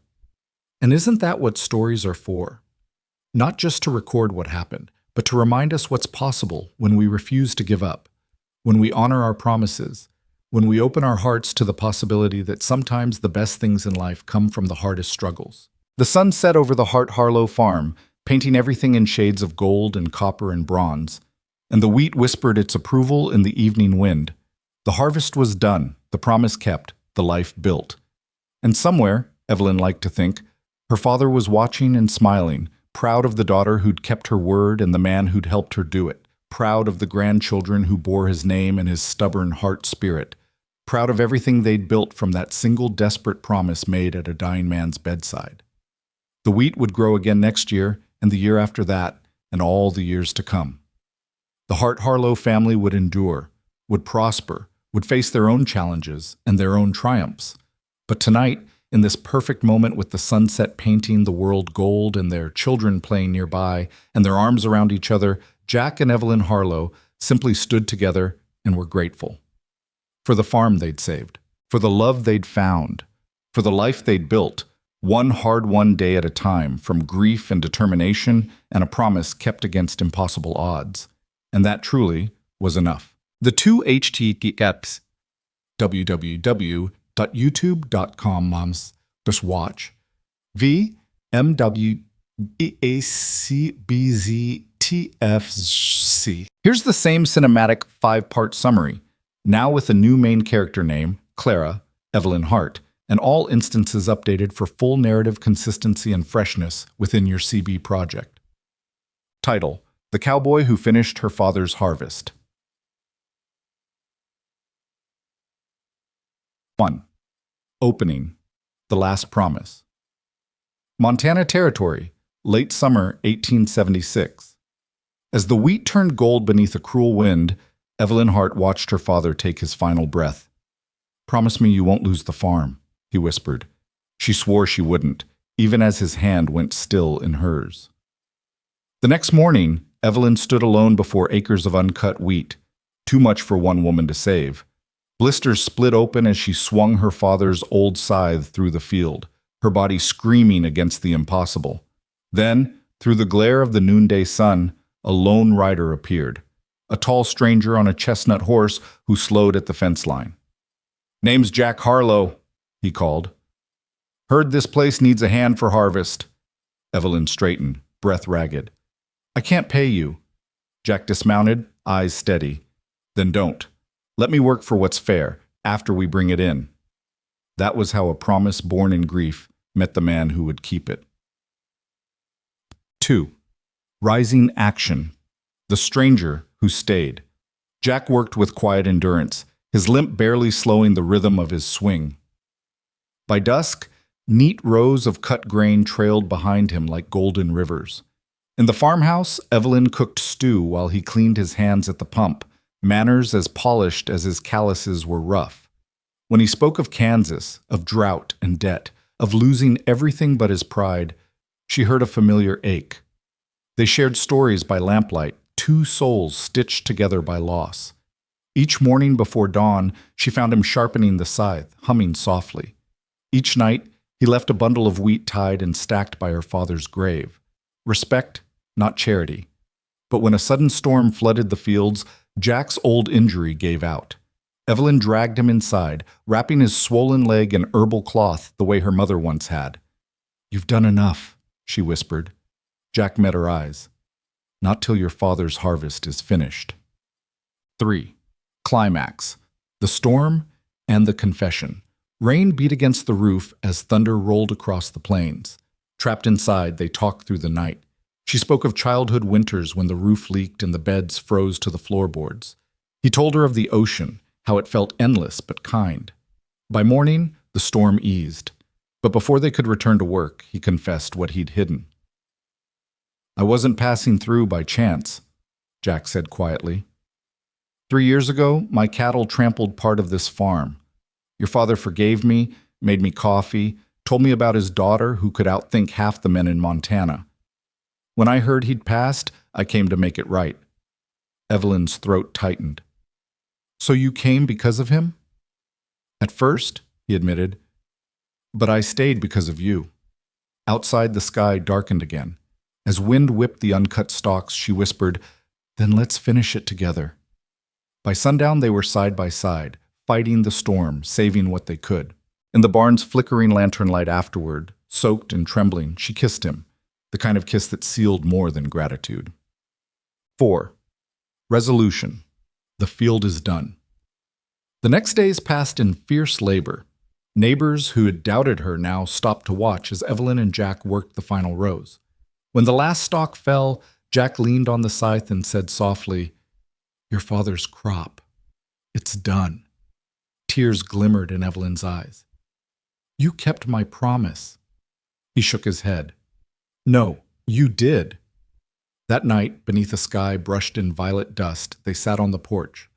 "I meant to go west to Oregon," he confessed, "but Oregon doesn't have you." Evelyn laughed through her tears. "You don't even know what you're signing up for." Jack smiled. "A woman with more grit than any man I've met? I think I do." The preacher married them a month later, the church filled with neighbors and wheat sheaves instead of flowers. When he kissed his bride, the congregation cheered loud enough to shake the rafters. 5. Breakthrough and ending. The harvest that lasted. Winter came early that year, but the Hart Harlow farm thrived. They rebuilt the roof, repaired the fences, and planted anew in spring, side by side, partners in every sense.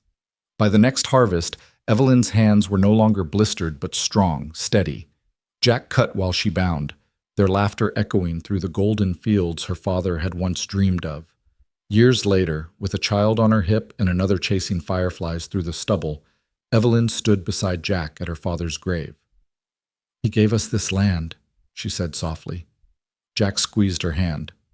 "And somehow, he gave me you." As the sun set over the fields, the wind rustled the wheat like applause. The harvest was long finished, but its legacy, love, and labor intertwined would never end.